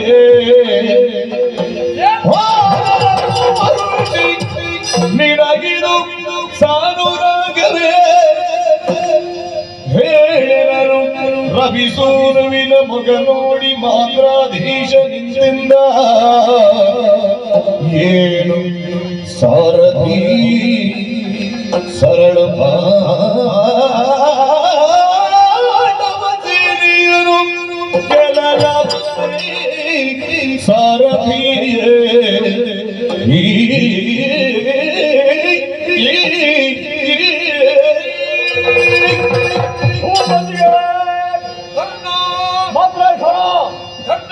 ಈ ಮೊದಲು ಎಲ್ಲಾದ್ರೂ ನಾನು ಸಾರಥಿ ಸಾರಥಿ ಅಂತ ಹೇಳಿದಂತ ನಿಮ್ಮನ್ನು.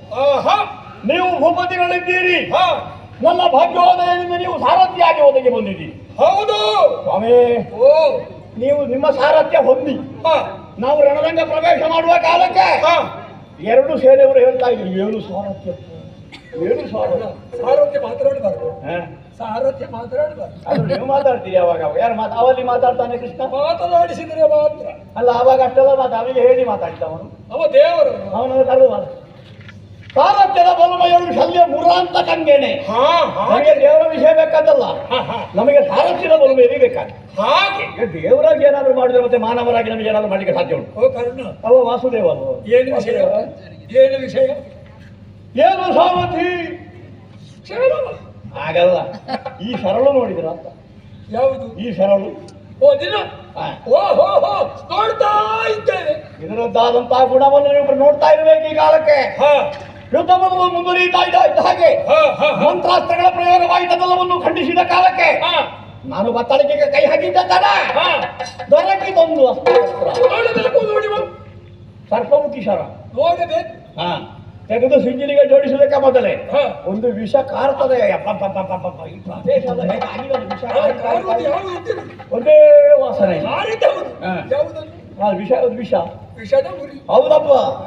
ಅಂಬರದಲ್ಲಿರುವಂತಹ ಬಾನಾಡಿಗಳೆಲ್ಲ ಕರೆಂಟಿ ನನಗೆ ಉರುಳುತ್ತಾ ಇದೆ. ವಿಷದ ಪರಿಣಾಮ, ಉರಿಯ ಪರಿಣಾಮ. ಧರ್ಮರಾಜ ಬಳಿಗೆ ಎಲ್ಲರೂ ಬರ್ತಾ ಇದ್ದಾರೆ. ಹ. ಧರ್ಮರಾಜ ಗರುಡ ಮಂತ್ರವನ್ನು ಅವರಿಗೆ ಉಪದೇಶ ಮಾಡ್ತಾ ಇದ್ದಾನೆ. ಹ. ಪ್ರತಿಯೊಬ್ಬರು ಉಪಾಸನೆ ಮಾಡಲಿಕ್ಕೆ ತೊಡಗಿದ್ದಾರೆ. ಹ. ಭಯಗೊಂಡಿದ್ದಾರೆ ಅಂತ ಅರ್ಥ. ಯೋಗ್ಯವಾಗಿ ಇದನ್ನು ಸಿಂಜಿಗೆ ಜೋಡಿಸ್ತೇನೆ ಅಂತ ಹೇಗೆ ಜೋಡಿಸುವುದು, ಪ್ರಯೋಗಿಸುವುದು. ಅವಾಗ ನಿಮ್ಮಲ್ಲಿ ಒಂದು ಮಾತು ಕೇಳುವ ಅಂತ ಆಯ್ತು ನನಗೆ. ಪ್ರಯೋಗಿಸುವಾಗ ಅಲ್ಲ, ಒಂದು ಮಾತು, ನೀವು ಯೋಧನೆ ಅಲ್ವೋ? ಹಾಗೆ ನೀವು ರಥಿಕನ ಹೌದು, ಸಾರಥ್ಯ ಹೌದು. ಹಾಗೆ ಹೌದಪ್ಪ, ನಿಮ್ಮ ಯೋಗ್ಯತೆ ಬಹಳ ದೊಡ್ಡದು. ಆಗಿತ್ತು. ಕೆಲವರಿಗೆ ಸಾರಥ್ಯ ಮಾಡೋರಿಗೆ ರಥಿಕತ್ವ ಗೊತ್ತಿರುವುದಿಲ್ಲ. ಅಲ್ಲ, ಯಾಕೆ? ನಿಮಗೆ ರಥಿಕತ್ವ ಗೊತ್ತುಂಟು, ಸಾರಥ್ಯ ಗೊತ್ತು. ಹಾಗೆ ಮಹಾಬಲ್ಲ ನೀವು ವರ್ತಮಾನ ಕಾಲಕ್ಕೆ. ಹ. ಮಾದ್ರೇಶ್ವರ ಸ್ವಾಮಿ, ಓ. ಈ ಬಾಣದ ಮೂಲಕವಾಗಿ ನಾನು ಹ.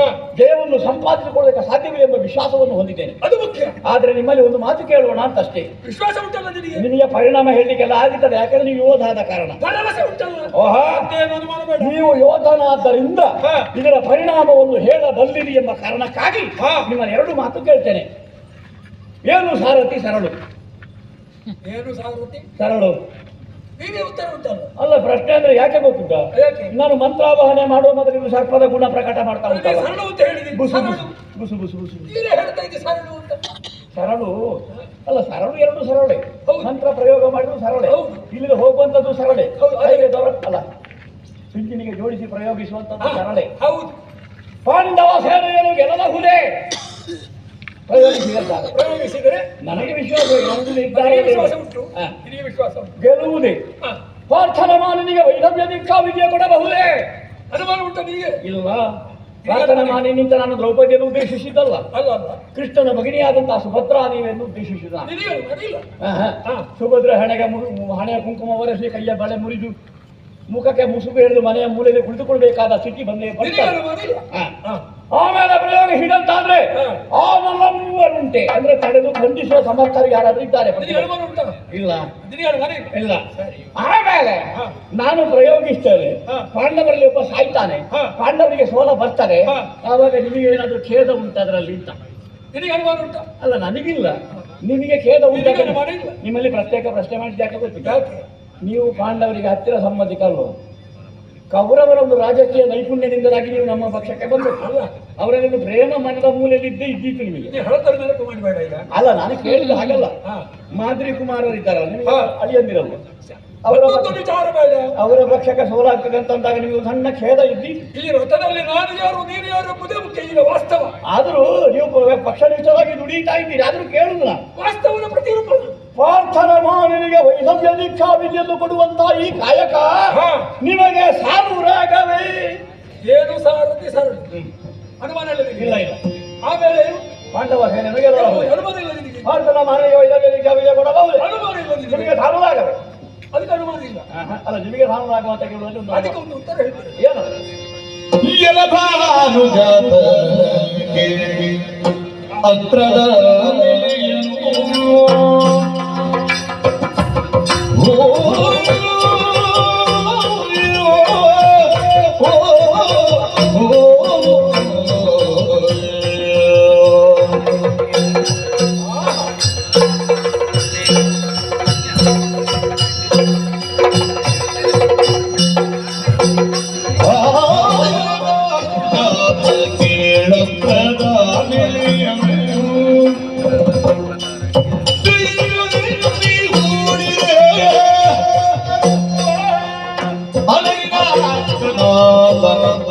ರಥದೊಳಗಿರೇ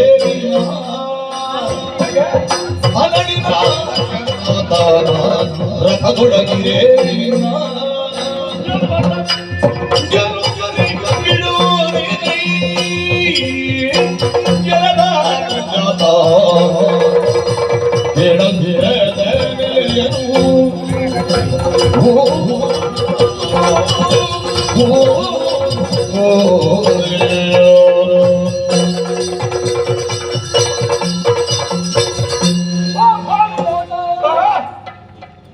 ನಾನು ಸೂರ್ಯನ ಮಗ. ಆಗ್ಬೇಕು ಈಗ. ನನ್ನ ಅಪ್ಪ ಯಾರು ನನಗೆ ಗೊತ್ತಿಲ್ಲ, ನೀವು ಹೇಳ್ತೀರಿ ಭಾನುಜಾತ. ಹಾಗೆ ಹೇಳಿದ್ದಲ್ಲ. ನಾನು ಅಪ್ಪ ಯಾರು ಹೇಳುವಾಗ ಮೇಲೆ ನೋಡುದು ಒಂದು ಶಬ್ದಕ್ಕೆ ನೀನು ಅನೇಕ ಅರ್ಥ ಉಂಟು. ಯಾವ ಸಂದರ್ಭದಲ್ಲಿ ಯಾವ ಶಬ್ದವನ್ನು ಹೇಗೆ ಉಪಯೋಗಿಸಬೇಕು, ಹೇಗೆ ಅರ್ಥವಿಸಿಕೊಳ್ಳಬೇಕು ಎನ್ನುವುದೇ ಉಂಟಲ್ಲ. ಭಾನು ಹೇಳಿದ ಸೂರ್ಯನೇ ಅಲ್ವೋ? ಹೌದು. ಬೇರೆ ಯಾವ್ದಂದ್ರೆ ಬೇರೆ ಭಾನುಗಳು ಬೇರೆ ಅರ್ಥ ಇಲ್ಲ. ಅಲ್ಲ, ಭಾನು ಸೂರ್ಯ. ಅಲ್ಲ, ಒಂದು ಸೂರ್ಯ ಮತ್ತೊಂದು ಆಕಾಶಕ್ಕೆ ಬಂತು ಅಂತ. ಹೌದು. ಆ ಸೂರ್ಯನ ಮಗ ಯಾರು? ಸೂರ್ಯನ ಮಗ ಒಬ್ಬ ಯಮ, ಇನ್ನೊಬ್ಬ ಒಬ್ಬ ಶನಿ. ಎರಡೂ ದಿನ ಆಗ್ಬೇಕೀಗ. ಪಾಂಡವರ ಪಾಲಿಗೆ ಶನಿಯಾಗಿ ಪೀಡಿಸಬೇಕು, ಯಮನಾಗಿ ಅವರ ನಾಶಕ್ಕೆ ಕಾರಣೀಭೂತರಾಗಬೇಕು. ಅದಕ್ಕಾಗಿ ಈ ಸಂದರ್ಭದಲ್ಲಿ ಯಮ ಜಾತನಾಗಬೇಕು, ಭಾನುಜಾತನಾಗಬೇಕು. ನಾನು ಒಮ್ಮೆ ಗಲಿಬಿಲಿಗೊಂಡೆ. ಎಲ್ಲರೂ ಕೇಳಿದ್ರು ನಿಮ್ಮ ಅಪ್ಪ ಯಾರು ಅಂತ ಕೇಳುವಾಗ ನನಗೆ ಹೇಳಲಿಕ್ಕೆ ಉತ್ತರ ಇಲ್ಲ. ಅದಕ್ಕೆ ಮತ್ತೆ ಮೇಲೆ ಛೆ! ಜಾತ ಅಂತ ಹೇಳಿದ ಕ್ಷಣವೇ ಮಗ ಅಂತ ಅರ್ಥ ಅಲ್ಲ.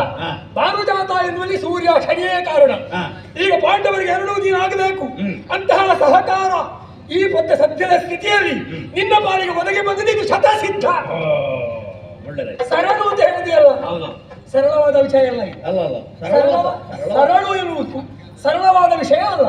ನೀನು ಮಂತ್ರಪೂರಿತವಾಗಿ ಮಂತ್ರದೇವತೆಗಳನ್ನು ಆಹ್ವಾನಿಸಿ ಆಸನವನ್ನು ಪ್ರಯೋಗಿಸ್ತಿ, ವಿರೋಧಿಗಳು ನಾಶಕ್ಕೆ ಕಾರಣೀಭೂತರಾಗ್ತಿ. ಈ ಸರಳು ನೀನು ಹೇಳಿದ ಹಾಗೆ ಸರಳವಾದ ಮಾತು ಯಾಕೆ ಹೇಳಿದೆ?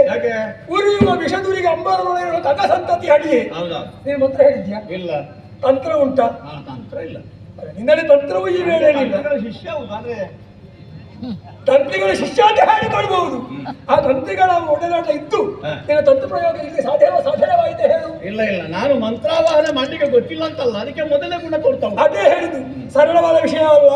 ನೀನು ಮಂತ್ರ ಪಠಿಸದಿದ್ದರೂ ಆ ಸರಳವಾಗಿ ಇಲ್ಲ. ಉರಿಯುವ ವಿಷದುರಿಗೆ ಅಂಬರದೊಳಗೆ ಕಗ ಸಂತತಿ ಅಡಿ ಎಂದು ಪ್ರತ್ಯಕ್ಷ ಕಂಡಿದ್ದೀಯಲ್ಲ. ಒಂದು ಮಂತ್ರ ಕರಗತಾಗಲಿಕ್ಕೆ ಎಷ್ಟು ಕಾಲ ಕಾಯಬೇಕು ಸ್ವಾಮಿ?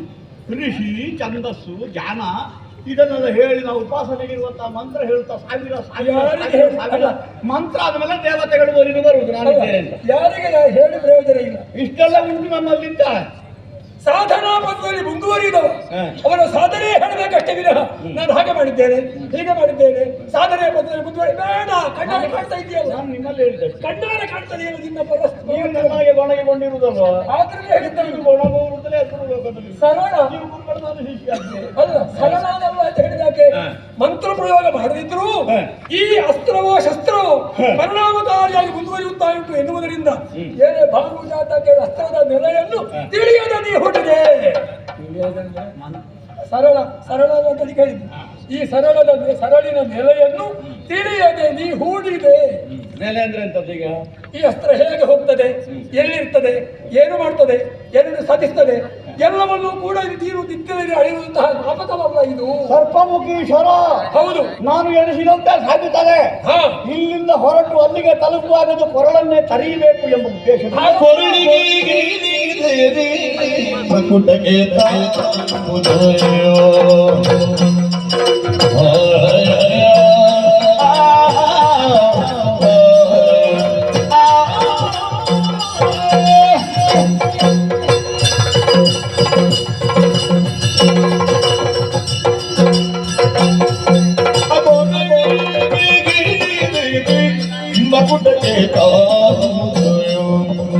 ಹೊರಗಾಗಿ ಬೆಸಸಿದರೆ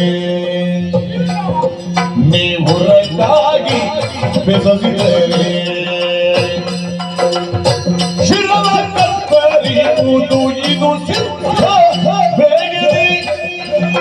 ಶಿರವ ಕತ್ತರಿಯುವುದು ಇದು ಸಿದ್ಧ ಬೇಗನೆ. ಮರಳಿ ತೊಡು ಎಂದನೋ ಮರಳಿ ತೊಡು ಎಂದನೋ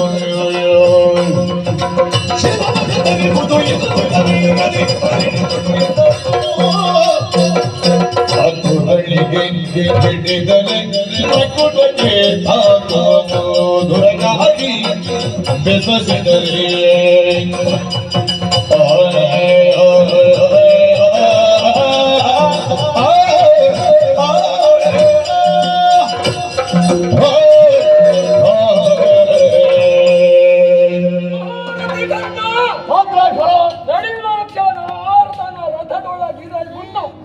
ಗೆಲುವರು ಬಿಡುವುದೇ ಹೇಳು. ನಳಿನಾಕ್ಷ ಇದ್ರೆ ನಳಿನಾಕ್ಷ ಅಂದ್ರೆ ಯಾವ ಚಂದದ ಕಣ್ಣು ಅಂತ ನೀನು ತಿಳಿದುಕೊಂಡ ಹಾಗೆ ಶ್ರೀಕಾಂತ ಮುಂದೆ ಇದ್ರೆ ಏನಾಯ್ತು? ಈಗ ಶ್ರೀಕಾಂತನೇ ಅವ. ದೇವರ ಆಟ ಬಲ್ಲವರಿಲ್ಲ ಎನ್ನುವುದನ್ನು ಮಗುಲೊಮ್ಮೆ ನೆನಪಿಸಿಕೊಳ್ತೇನೆ. ನಾನು ಶಲ್ಯ ಭೂಪಾಲ ಹೌದು, ರಥಕಲ್ಪವನ್ನು ಚೆನ್ನಾಗಿ ತಿಳಿದಿದ್ದೇನೆ. ಹಾ. ಅವನು ಅದನ್ನು ವಿಶಾರದನಾಗಿದ್ದಾನೆ. ಯಾವ ಸಮಯದಲ್ಲಿ ಅವನು ಏನು ಮಾಡಬಲ್ಲ ಎನ್ನುವುದನ್ನು ಇಲ್ಲಿ ಬಿಡಿದಂತಹ ನಾನು ಯೋಚಿಸುವುದಕ್ಕಲ್ಲ. ಆಹಾ. ಆದ್ದರಿಂದಲೇ ನೀನು ಈ ಬಿಡಿದಂತಹ ಈ ಕ್ರಮ ಉಂಟಲ್ಲ, ಹೌದು. ಗುರಿ, ಹಾ. ಈ ಗುರಿಯನ್ನು ಬದಲಿಸಿದೆ. ಕೊರಳು ಕೊರಳು ಅಂತ ಹೇಳಿಕೊಂಡೇ ನಾವು ಇದುವರೆಗೆ ಬದುಕಿದ್ದು. ಹೊರ ತೆಗೆಯಬೇಕು ಅಂತ. ನಿನ್ನ ಕೊರಳು ನಿನ್ನ ಕೊರಳು ಅಂತ. ಹೌದು, ನೀನು ಭಾರತದ ಕರಳನ್ನು ತೆಗೆಯಬೇಕು ಅಂತ ಯೋಚನೆ ನಿನ್ನದು. ಹಾ. ಅವನಿಗೆ ಕನ್ನಡ ತಲೆ ತೆಗೆಯಬೇಕೆಂದು ಯೋಚನೆ ಅವನದು. ಹಾ. ಅದಕ್ಕಾಗಿ ಹಾ. ನೀನು ಹಾ. ಈ ರೀತಿ ಹಿಡಿದಂತಾದರೆ ಹಾ. ಅವನ ಕಿರೀಟ ಹೋದೀತು. ಅವನ ತಲೆ ಹೋಗಬೇಕಿದ್ರೆ ಹೊರಕ್ಕಾಗಿ ಮರಳಿ ನೀರು ತೊಂಡು. ಅಲ್ಲ, ಕಿರೀಟ ಹೋಗುದು ಹೇಗೆ ಅಂತ ನಾವು ಕೊರಳಿಗೆ ಗುರಿಟ್ಟು ಇರ್ತದಲ್ಲ. ಅದೇ ರಥಕಲ್ಪ ಅಂತ ಹೇಳಿದ್ದು. ಹಾ, ರಥಕಲ್ಪ. ರಥಕಲ್ಪ ಅಂದ್ರೆ ಹಾಗೆ. ಹಾ, ಹಾ. ನಾನು ಯೋಚನೆ ಮಾಡುವ ಮೊದಲು ಏನಾದರೂ ಈ ಗಣನಾಕ್ಷ ಇರುವಂತಹ ದೇವರು ಏನಾದ್ರು 10 ತಗ್ಗಿಸಿದ್ರೆ, ಹಾ. 10 ಮೇಲೆ ಹೋದ್ರೆ, ಕೆಳಗೆ ಬಂದ್ರೆ, ಹಾ. ಹೆಚ್ಚು ಕಡಿಮೆ ಮಾಡಿದ್ರೆ ಅವನ ಕಿರೀಟ ಹೋಗಿದ್ದಷ್ಟು ತಲೆ ಹೋಗಿದ್ದಿಲ್ಲ. ಹಾಗಾಗಿ ಆದ್ದರಿಂದ ನೀನು ಮರಳಿ ಗುರಿಯನ್ನು ಬದಲಿಸಿ ಊರಕ್ಕೆ ಬೇಸತ್ತು ಆ ಪಾತ್ರ ಶಿರ ಹೋಗಿ ಒಂದು ನಾಲಿಗೆಯುಂಟು ನಮ್ಮನೆ ಕೊಟ್ಟಿರ ವಿದ್ಯೆಯ ಎಂದು ಶಲ್ಯ ನಾವು ಹೊಡೆಯುವ ಧರ್ಮದಲ್ಲಿ ಎಂತ ಹೊಡೆಯ ಗಿಡುಗುವುದಂತವೇ ನೆನರಿಯೇ ಪರಸಾರಂದು ಖಾತಿಗಳೊಂಬರೆ ಸದೃಕರಣನಾಥನದಿ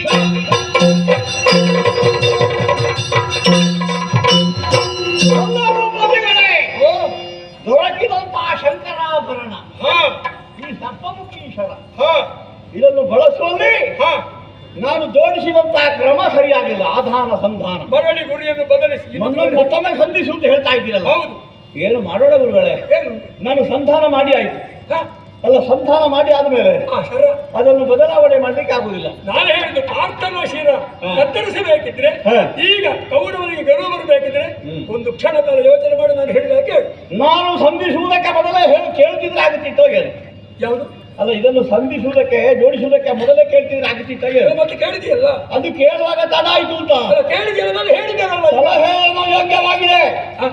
ಸಲಹೆ ಯೋಗ್ಯವಾಗಿದೆ. ಅದು ಮುಖ್ಯ. ನನಗೆ ಸ್ವೀಕರಿಸುವುದಕ್ಕೆ ಯಾಕೆ ಆಗುವುದಿಲ್ಲ? ಯಾಕೆ? ಒಂದು ಶರಸಂಧಾನ ಯೋಧನಾದವನಿಗೆ ಒಂದು ಬಾಣದ ಮೂಲಕವಾಗಿ ಒಂದು ಶರಸಂಧಾನ ಮಾಡಿದಾಗ ಇದು ಗುರಿ ಸರಿ ಇಲ್ಲ ಅಂತ ಅದೇ ಬಾಣದಲ್ಲಿ ಮತ್ತೊಂದು ಗುರಿ ಹಿಡ್ಲಿಕ್ಕೆ ಆಗುದಿಲ್ಲ. ಗುರಿ ಹಿಡಿದಂತೆಯೇ ಪ್ರಯೋಗಿಸುವುದು, ಮತ್ತೊಂದು ಬಾಣ ತೆಗೆದು ಪ್ರಯೋಗಿಸುವಂತದ್ದು. ಇದು ಯೋಧನ್ಯಾಯ. ನಿಮಗೆ ನಾನು ಹೇಳಬೇಕು ಅಂತ ಇಲ್ಲ. ಒಂದು ಶರಸಂಧಾನ, ನಾಲಿಗೆ ಒಂದು, ಗಳಿಗೆ ಒಂದು ಮಾತನಾಡುವುದಲ್ಲ. ಒಮ್ಮೆ ಆಡಿದಂತ ಮಾತು ಸ್ವಲ್ಪ ಕಳೆದ ನಾನು ಆ ಅರ್ಥದಲ್ಲಿ ಹೇಳಿದಲ್ಲ, ಬೇರೆ ಅರ್ಥದಲ್ಲಿ ಹಾಗಿಲ್ಲ. ಒಂದು ನಾಲಿಗೆ. ಆಮೇಲೆ ಎಮ್ಮಲಿ ಕುಟಿಲ ವಿದ್ಯೆಯ ಎಂದು ಕಂಡ ಈ ಶಲ್ಯ. ನಾನು ಅಡಿರುವಂತಹ ಧರ್ಮದಲ್ಲಿ ಅಲ್ಲ, ಯಾವಾಗಿಂದ ಯಾವಾಗ ಎಷ್ಟರವರೆಗೆ? ಮೊದಲಿನ ಲೆಕ್ಕ ಇಲ್ಲ ನನಗೆ. ನಾನು ದೊರೆಯ ಸಂತೋಷಕ್ಕಾಗಿಯೋ ಸೇನಾಧಿಪತಿಯ ಸಂತೋಷಕ್ಕಾಗಿ ಅವರು ಹೇಳಿದ ಹಾಗೆ ದುಡಿದದುಂಟು. ಅಲ್ಲಿ ನಾನು ಯೋಧ, ಈಗ ಅವರ ಅಜ್ಞಾನವರ್ತಿ. ಈಗ ನಾನು ಸೇನಾಧಿಪತಿ ಆದ ಮೇಲೆ 16 ಮತ್ತೆ 17 ದಿವಸ 2 ದಿವಸಗಳ ಯುದ್ಧದಲ್ಲಿ ಎಲ್ಲಿ ಧರ್ಮಯುಕ್ತವಾದ ಅಧರ್ಮಯುಕ್ತವಾದ ಯುದ್ಧ ನಡೆದಿದೆ. ವಿರೋಧಿ ಪಾಳದಿಂದ ಬೇಕಾದಷ್ಟು ನಡೆದಿದೆ, ಅದನ್ನು ಯಾರು ಹೇಳುವುದಿಲ್ಲ. ಹೇಯವಾದಂತಹ ದುಶ್ಯಾಸನವಾದೇ ನಡೆದಿದೆ, ಏನೇನೆಲ್ಲ ನಡೆದಿದೆ ಹೇಳಿ. ಆದ್ರೆ ಅದನ್ನು ಆಕ್ಷೇಪಿಸುವವರೆಲ್ಲ ಎಲ್ಲರೂ ಧರ್ಮ ಧರ್ಮ ಅಂತ ಹೇಳ್ತಾರೆ. ನನ್ನದಾದಂತಹ ಸೇನಾಧಿಪತಿತ್ವದಲ್ಲಿ ಅಧರ್ಮಯುಕ್ತವಾದಂತಹ ಯುದ್ಧ ಎಲ್ಲಿ ನಡೆದಿದೆ ಹೇಳಿ? ಹೇಳುವುದಕ್ಕೆ ಸಾಧ್ಯ ಇಲ್ಲ. ಧಾರ್ಮಿಕನಾಗಿಯೇ ಯೋಧ ನ್ಯಾಯದಂತೆ ರಣರಂಗದಲ್ಲಿ ಹೋರಾಟವನ್ನು ಮಾಡಿದವನು ಕರ್ಣ. ಇಂದು ಹೂಡಿದಂತಹ ಈ ಶರ, ಇದನ್ನು ಇಂದು ಹೂಡಿದ ಈ ಶರವನ್ನು ನಾನು ಇಳಿಸುವುದಕ್ಕೆ ಸಾಧ್ಯ ಇಲ್ಲ. ಈಗ ಪಾರ್ಥನ ನಾಶಕ್ಕಾಗಿ ಪಾರ್ಥನಾಶನ ಕತ್ತರಿಸಬೇಕಾಗಿ ನನ್ನ ಮೊದಲು ಸ್ವೀಕಾರ ಮಾಡುತ್ತೇವೆ. ಮಾತು ಸ್ವೀಕರಿಸಬಹುದಿತ್ತು ಮೊದಲಾದ್ರೆ ಈ ಬಾಣದ ಮೂಲಕವಾಗಿ ಸಾಧ್ಯ ಇಲ್ಲ. ಮತ್ತೊಂದು ಬಾಣದ ಮೂಲಕವಾಗಿ ಈಡೇರಿಸಿಕೊಡ್ತೇನೆ. ಹಾಗಾಗಿ ವಿನಯ ಪರವಾಗಿ ನಿಮ್ಮ ಸಲಹೆಯನ್ನು ತಿರಸ್ಕರಿಸುತ್ತಿದ್ದೇವೆ. ಜೋಡಿಸಿದಂತೆ ಬಾಣವನ್ನಿಲ್ಲ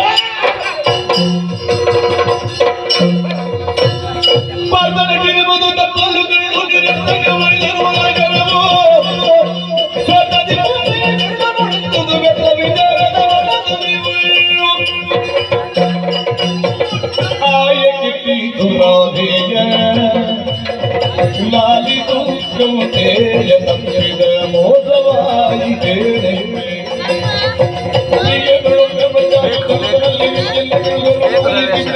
ಆಗಿತ್ತಿ ಪೂರಾಧೆಯ ಲಾಲಿತು ಕೌಂತೆಯ ತಪ್ಪಿದ ತಪ್ಪಿದ ತಪ್ಪಿದ ನೀವು ಹೇಳಿದಾಗೆ ಭೂಸು ಅಂತ ನಿನ್ನಲ್ಲಿ ಹಾಗೆ ಹೇಳಿ ಅಲ್ಲ ನಾನು. ಮತ್ತೆ ನೀವು ಭೂಸ್ಕರಣ ಮಹಾರಥಿ ಕಾಲಕ್ಕೆ ಹೊಗಳಿಕೆಯನ್ನು ಮಾಡಿಕೊಂಡಂತಹ ಹಾಗೆ ಆಗಿಂದ ನನ್ನನ್ನು ಭೂಸ್ಕರಣ ಅಂತ ಹೇಳಿ ದೇವರು ಹೊರಟನ್ನು ಕಣ್ಣಾರೆ ಕೇಳಿದ್ದೇನೆ. ನೀವು ಹೇಳಿದಲ್ವಾ? ನಾನು ಕಣ್ಣಾರೆ ಕಂಡಿದ್ದೇನೆ. ಅದೆಲ್ಲ ಇಲ್ಲಿ ನೋಡು. ಏನ? ಆಯ ತಪ್ಪಿತ್ತು. ಯಾರದ್ದು? ನನ್ನದೇ. ಅದಕ್ಕೆ ಹಾಗೆ ಮತ್ತೆ ಹಿಂದೆ ಬಂದದ್ದು. ಈಗ ಬಿಟ್ಟಿಯಲ್ಲ, ಅದೇ ಬಾಣ. ಆಯ ತಪ್ಪಿತ್ತು. ಸ್ವಲ್ಪದಲ್ಲಿ ಹೋಗುತ್ತಿದ್ದ, ಹೋಗುವವ ಸ್ವಲ್ಪ ಈಗ ಉಳಿತ. ಮತ್ತೊಮ್ಮೆ ಪ್ರಯೋಗಿಸು. ಕತ್ತನ್ನೇ ಮನದೊಳಗೊಳ್ಳೆ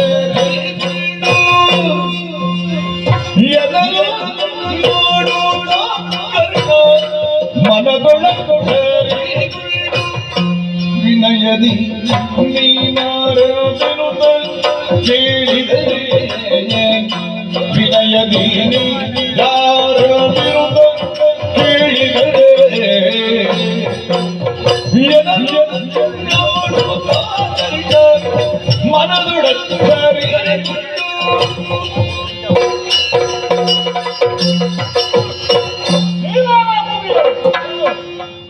ನಾನಾಗಿದ್ದ ಹುಡುಕುವುದಕ್ಕೆ ತೊಡಗಿದೆ. ತುರಗಗಳ ಹೇಷಾರವಾರಗಳ ಘೀಕೃತಿ ಪದಾತಿಗಳ ಪಾದಾಘಾತ ರಥಚಕ್ರಗಳ ಚಿಕ್ಕಾರ ರಕ್ತಮಯವಾದ ತಾಯಿಗಳ ರಂಗ ವೀರವಾಣಿಗಳ ಮೂಲಕವಾಗಿ ಹರುಷವನ್ನು ಕೈಗೊಂಡು ಯುದ್ಧವನ್ನು ಮುಂದುವರಿಯುತ್ತಿರುವಂತಹ ವೀರ ಯೋಧರು. ಈ ಮಧ್ಯೆ ನನ್ನನ್ನು ಭೂಸುಕರ್ಣ ಅಂತ ಹೇಳುವುದು ಯಾರು ತಾನು ಹೊಡಿದು ನಾನು ರಥದ ಕೆಳಭಾಗದಿಂದ ನಿನ್ನ ಮತ್ತೆ ಅವಳುತ್ತಾ ಬಂದಿದ್ದಿ. ಪೂರ್ಣ ಇಲ್ಲ ತುಂಡು ನೀನು. ಆದ್ರೆ ನನ್ನನ್ನು ಇನ್ನೊಮ್ಮೆ ಪ್ರಯೋಗಿಸು. ನಾನು ಭಾರತದ ಶಿರೆ ಚೆಂದಾಡ್ತೇನೆ, ಅವರಿಗೆ ವಜ್ರಾಯುಧ ಸುತ್ತಲಿದ್ದೇನೆ ನಾನು ಎಂಬಂತ ದೊಡ್ಡಸ್ತಿಗೆ ಉಂಟು ಅಂತೆಲ್ಲ ಹೇಳಿದ್ಯಲ್ಲ. ಇನ್ನೊಮ್ಮೆ ಪ್ರಯೋಗಿಸು ಅಂದ್ರೆ ನಾನು ಮೊದಲೊಮ್ಮೆ ಪ್ರಯೋಗಿಸಿದ್ದೇನೆ. ನೀನೇ ಪ್ರಯೋಗಿಸಿ. ಈಗ ಅರ್ಜುನ ನನಗೆ ಯಾಕೆ ಸಾಯ್ಬೇಕು? ಅವನಲ್ಲಿ ನಿನಗೆ ಯಾಕೆ ಹಾಗೆ? ನೀನು ಯಾರು? ಏನು ಹೆಸರು? ಹೇಳು ನನ್ನದು ಹೇಳ.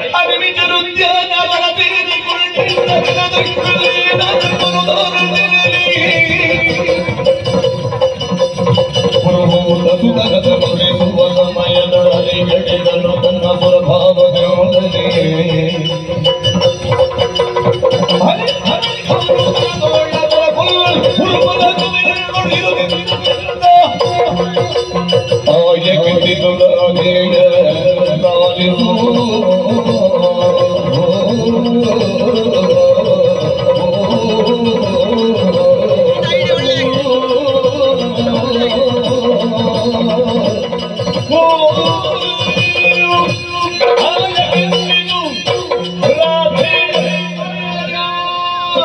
ಏನು ಪುನ್ನಾಗ ಬರಾಣಿಯವನೇ? ನಾವು ನಮ್ಮ ಜಾತಿ ಅಂತದ್ದು ಮತ್ತೆ ಪುಣ್ಣಾಗ ಆಗದೆ. ಅಪ್ಯಾಯಮಾನವಾಯ್ತು. ಈಗ ನೀ ಎಲ್ಲಿಗೆ ಸಂಬಂಧ ಪಟ್ಟವ? ಅದು ಇಲ್ಲಿಯವ ಅಲ್ಲ. ಅದು ಇಲ್ಲೇವಲ್ಲ ಅಂತ ಗೊತ್ತಾಯ್ತು. ಹಾಗಂತ ನಿನ್ನೊಟ್ಟಿಗೆ ನಾನು ಇಷ್ಟರವರೆಗೆ ಇದ್ದವ. ಎಲ್ಲಿ? ಮತ್ತನಿಗೆ ನನಗೆ ಗೊತ್ತಿಲ್ಲದೆ ಅವನಿಗೆ ಕೋಪ ಬರುದು ಬೇಕಂತ ಇಲ್ಲದ್ರೆ ಕೈ ಹಾಕೋದೆ ತಾಗಿ ಕಚ್ಚಿ. ಹೇಗೆ ಕಚ್ಚಲಿಕ್ಕೆ ನಾನು ನಿಂತವಲ್ಲ, ಕಚ್ಚುವವನಿಗೆ ಕಚ್ಚಬೇಕು ಅಂತ ಕೂತದ್ದು. ನನ್ನ ಭಾಗ್ಯದ ಆದ್ರೆ ಕಚ್ಚಲಿಕ್ಕೆ ಆಗ್ಲಿಲ್ಲ. ಅದೇ ಬೆಚ್ಚಲ್ಲಿ ಮತ್ತೆ ಹಿಂದೆ ಬಂದಿದ್ದೆ. ನಿಜವಾಗಿ ನೀವು ಬಂದು ನನಗೆ ಆಯ ತಪ್ಪಿದ್ದು ಆಯ ನಿನಗೆ ಇಲ್ಲ ಅಲ್ಲ. ಇಲ್ಲ ಕಿರೀಟ ಯಾವುದು ತಲೆ ಯಾವುದು ಅಂತ ಗೊತ್ತಿಲ್ಲ. ಕಿರೀಟ ಕಟ್ಟಿಕೊಂಡು ಹೋಗಿ ಕಿರೀಟದ ಉಪಾಯ ಅಲ್ಲ, ಏನು ಮಾಡುದು? ಪರಿಸ್ಥಿತಿ ಹಾಗೆ ಈಗ ಆಗುದಕ್ಕೆ ಕೂಡ ಕಾರಣ ಉಂಟು. ನೀನು ಮಂದಾರ ಮೂಲದಲ್ಲಿ ಹೌದೌದೌದು. ಅಲ್ಲ ಅವುಗಳ ಸಂಖ್ಯೆ ಮಂದಾರ ಮೂಲ ಇಲ್ಲೆಲ್ಲ ಮನೆ ಮಾಡಿಕೊಂಡು ಮಂದಾರಂತ ಕೆಲವು ಗಿಡಗಳೆಲ್ಲ ಜೊದ್ದು ಕೆಲವು ಇಲ್ಲ ಹಾಗೆಲ್ಲ ಇರ್ತದೆ ಗೊತ್ತಾ? ಒಂದಲ್ಲ ಎರಡಲ್ಲ, ಗಿಡ ಮೂಲಕ್ಕೆ ಕೆಲವು ಗಿಡಗಳು ಇರ್ತಲ್ಲಿ. ಹೌದು ಸಂದೇಶ ಅಂತ ಏನು ಸಂದೇಶ ಕೊಡ್ತೀವಿ? ಈಗಲ್ಲ, ಈಗ ನಿನ್ನ ಅವ ಶತ್ರು ಅಲ್ಲ. ಯಾರು? ಅವ ಯಾವ ಕಾಲದಿಂದ ಶತ್ರು? ಪರೀಕ್ಷಾ ರಂಗದಿಂದ ಮತ್ತೆ ಶತ್ರು. ಹಾಗೆ ನೋಡ್ಲಿಕ್ಕೆ ಹೋದ್ರೆ ನೀನು ನನ್ನ ಮಿತ್ರ. ಯಾವಾಗ ಶತ್ರುವಿನ ಶತ್ರು ಮಿತ್ರ. ನಮ್ಮನೆಗೆ ಮಿತ್ರ. ಹಾಗೆ ನಿನಗೆ ಶತ್ರು. ನನಗೂ ಕೂಡ ಅವ ನಿನಗೆ ಅರ್ಜುನ ಶತ್ರು ಯಾಕೆ? ಕಾರಣ ಉಂಟು. ಅವ ನಾಗಲೋಕಕ್ಕೆ ಹೋಗಿ ಎಲ್ಲ ಸಂಬಂಧ ಮಾಡಿಕೊಂಡು ಬಂದವ. ನಾಗಲೋಕ ನಾಗಾದಿಗಳವರಿಗೆಲ್ಲ ಮಿತ್ರರು. ಇದು ನಾಗಲೋಕದ ಕಥೆ ಅಲ್ಲ, ಸಂಬಂಧಿಗಳು. ಇದು ಕಥೆ ಎಲ್ಲಿದ್ದೊಂದು. ಈಗ ನಾನು ಯಾರು ಅಂತ ಕೇಳಿದ್ಯಲ್ಲ, ಹೌದು. ನಿನಗೆ ದೇವೇಂದ್ರನ ಪರಿಚಯ ಉಂಟಾ? ನೀನು ಇದಕ್ಕಿಂತ ಅವನಲ್ಲೇ ಕೇಳುದು ಕೇಳುವ. ಅಲ್ಲ, ನಾವು ದೊಡ್ಡವರಿಂದ ಆರಂಭಿಸಿದ್ದೆ, ಕಥೆ ಗಟ್ಟಿ ಆಗುತ್ತದೆ ಅಂತ ಸ್ವಲ್ಪ. ದೇವೇಂದ್ರನಿಗೆ ಗೊತ್ತುಂಟಾದಗಳಿಗೆ ಸಂಭಾಷಣೆ ಮಾಡಿ ಎಲ್ಲ ಗೊತ್ತಿಲ್ಲ. ಗೊತ್ತುಂಟು ದೇವೇಂದ್ರ ಲೋಕಕ್ಕೆ ಒಡೆ ಅರ್ಜುನನಿಗೆ ಜನ್ಮ ಕೊಟ್ಟವಾಗೆಲ್ಲ ಅದೆಲ್ಲ ಅದು ಹೌದು. ಅವನಿಗೊಂದು ಮಿತ್ರ ಅಂತ ಹೌದೌದು ತಕ್ಷಕ. ತಕ್ಷಕನನ್ನು ಮಿತ್ರ ಕಥೆಯ ಅದು ಅಲ್ಲೇ ಭಂಡಾರ ಕಾಯ್ಲಿಕ್ಕೆ ಕಥೆಯ ಮೂಲ ಅಲ್ಲೇ ಉಂಟು. ಮತ್ತೆ ಸುಮ್ಮನೆ ಮಿತ್ರ ಮಾಡಿದಲ್ಲ, ದೊಡ್ಡ ಭಂಡಾರ ಅಲ್ಲಿದ್ದು ಆಪ್ತ ಮಿತ್ರ. ಕೇಂದ್ರದ ಭಂಡಾರ ಕಾಯ್ಲಿಕ್ಕೆ ಒಂದು ಗಟ್ಟಿ ಜನ ಹೌದು ಮಾಡಿದ್ದಾರೆ. ಆಗುದಕ್ಕೆ ತಕ್ಷಕನ ಮಗನ. ನೀನು ನಾಗರಾಜನ ಮಗನ? ಹೌದು. ಅಶ್ವಸೇನ ಎನ್ನುವ ಹಾಗೆ ನನ್ನ ಅಶ್ವಸೇನ. ಹೌದೌದು. ನಾವು ಇರುವುದಕ್ಕೆ ಕಾಂಡವನದಲ್ಲಿ ಅವನಿಗೆ ಲೋಕಲ ಕೊಟ್ಟು ಇವನಿಗೆ ಲೋಕ ಇದೆ, ಇವನಿಗೆ ಬಿಡಾರ ಇಲ್ಲ ಒಟ್ಟಿನಲ್ಲಿ. ಆ ಬಿಡಾರ ಕಾಂಡವನದಲ್ಲಿ ನಾವೆಲ್ಲ ಇದ್ದವರು. ಕಾಂಡವನ? ಹೌದೌದು. ಇವ ಹಳೆಯ ಕಥೆ ಹೇಳ್ತಾನೆ, ಅದು ಇಂದ್ರಪ್ರಸ್ಥ ಮಾಡಿದ್ದಲ್ವ ನಾವು? ಅವನ ಕಥೆ ಯಾರ ಕಥೆ? ಈಗ ನನ್ನ ಕಥೆ ಹೇಳ್ಬೇಕಾದ್ರೆ ಮೂಲದಿಂದಲೇ ತೊಡಗಿಸಿಕೊಂಡು ಕಾಂಡವನದ ಒಬ್ಬನ ಅದು ಹೋಗಿದೆಯಲ್ಲ, ಈಗ ಇಂದ್ರಪ್ರಸ್ಥ ಆಗಿದೆ. ನಾವು ಹೋಗೋಕ್ಕಿಂತ ಮೊದಲಿನ ಕಥೆ. ನಾನು ನನ್ನ ಅಮ್ಮ ಎಲ್ಲ ಅಲ್ಲೇ ಇದ್ದವರು. ಹೌದಾ? ಅಪ್ಪಯೂ ಕೂಡ ಇದ್ದದ್ದು. ಆದ್ರೆ ತಿರುಗಾಟದ್ದು ಸ್ವಲ್ಪ ಜಾಸ್ತಿ ಆಯ್ತು. ತಿರುಗಾಡಿಕೊಂಡೇ ಇರುದು. ಹೌದು. ಹಾಗಂತ ಸಾಕುವಂತ ಹೊಣೆಗಾರಿಕೆಗೆಲ್ಲ ನನ್ನ ಅಮ್ಮನಿಗೆ. ಈಗ ಒಂದು ದಿವಸ ಕಾಂಡವನದಲ್ಲಿ ಇರಬೇಕಾದ್ರೆ ಒಮ್ಮಿಂದೊಮ್ಮೆಲೆ ಬಿಸಿ ಆಗುವುದಕ್ಕೆ ಪ್ರಾರಂಭವಾಯಿತು. ಕಾಂಡವನ ಸೆಕೆ ಅಂತ ಅಲ್ಲ, ಮತ್ತೆ ಅವುಗಳೆಲ್ಲ ತೆವಳಿಕೊಂಡು ಹೊರಗೆ ಬರಲಿ, ಇಲ್ಲಿ ನೀರು ಉಂಟು ಯಾರೇ ಈ ಸೆಕೆಯನ್ನು ತಡೆಯುವುದಕ್ಕೆ ಬೇಕಾಗಿ ಕಾಂಡವನವನ್ನು ಸುತ್ತುವುದಕ್ಕೆ ಕೆಲವರು ಅಲ್ಲಿಗೆ ಬರ್ತಾರೆ. ಅದು ಗೊತ್ತುಂಟು. ಅಲ್ಲಿ ತಂಪು, ಅಲ್ಲಿ ತಂಪು. ಹೀಗೆ ಹಾಗೆ ತಂಪು. ಅದಕ್ಕೆ ಸುರಪನವನ ಅಂತ ಹೆಸರು ಉಂಟು. ಹೌದೌದು. ಔಷಧಿಗಳಿಂದ ಕೂಡಿದಂತಹ ಒಂದು ಸಸ್ಯಗಳಲ್ಲಿರುವಂತಹ ಪ್ರದೇಶ. ಮತ್ತೆ ಸಾಮಾನ್ಯ ಭಾಷೆಯಲ್ಲಿ ಹೇಳಿದ್ರೆ ಮದ್ದಿನವನ. ಔಷಧಿ ಮದ್ದಿನ ಕಾಡು. ಹೌದೌದು, ಅದು ಸತ್ಯ. ಹಾಗಂತ ಅದು ಕಾಂಡವನ ಈಗ ಸೆಕೆಯಿಂದ ಉರಿದದ್ದಲ್ಲ, ದಹಿಸಿಕೊಂಡು ಉರಿಯುವುದಕ್ಕೆ.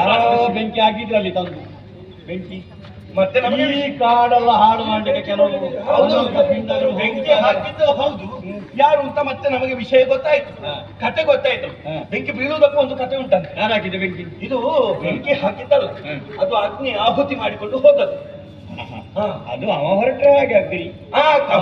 ಅವ ಕೂಡ ಅದನ್ನು ಅವನಿಗೆ ಸಪ್ತಾರ್ಚಿ ಅಂತ ಹೆಸರು ಉಂಟಲ್ಲ, ಏಳು ನಾನಿಗೆ. ಅವನು ಕೂಡ ಆಪೋಷಿಸುವುದಕ್ಕೆ ಧೂಮ್ರೆ ವಿಸ್ಫುಲಿಂಗಿನಿ ಒಂದು ಕಾರಣ ಉಂಟಂತೆ. ಅವನಿಗೆ ಅಜೀರ್ಣವಾದದಂತೆ ಒಂದು ಸಮಯದಲ್ಲಿ. ಅಗ್ನಿಗೆ ಅಜೀರ್ಣ? ಹೌದೌದು. ಸರ್ವಭಕ್ಷಕ, ಅವ ಒಳ್ಳೆದ್ದು ಕೆಟ್ಟದೆಲ್ಲ ನುಂಗುವುದೇ. ಅವನಿಗೆ ಅಜೀರ್ಣ ಅಂದ್ರೆ ನಂಬ್ಯಾರ? ಯಾರು ನಂಬ್ಯಾರ? ನಂಬ್ಯಾರ ನಾನು ನಂಬ್ಯಾರ. ಅಲ್ಲ, ಯಾರು ನಂಬ್ಯಾರ? ಅಲ್ಲ, ಅವನ ವಿಷಯ ನಂಬಲೇಬೇಕು.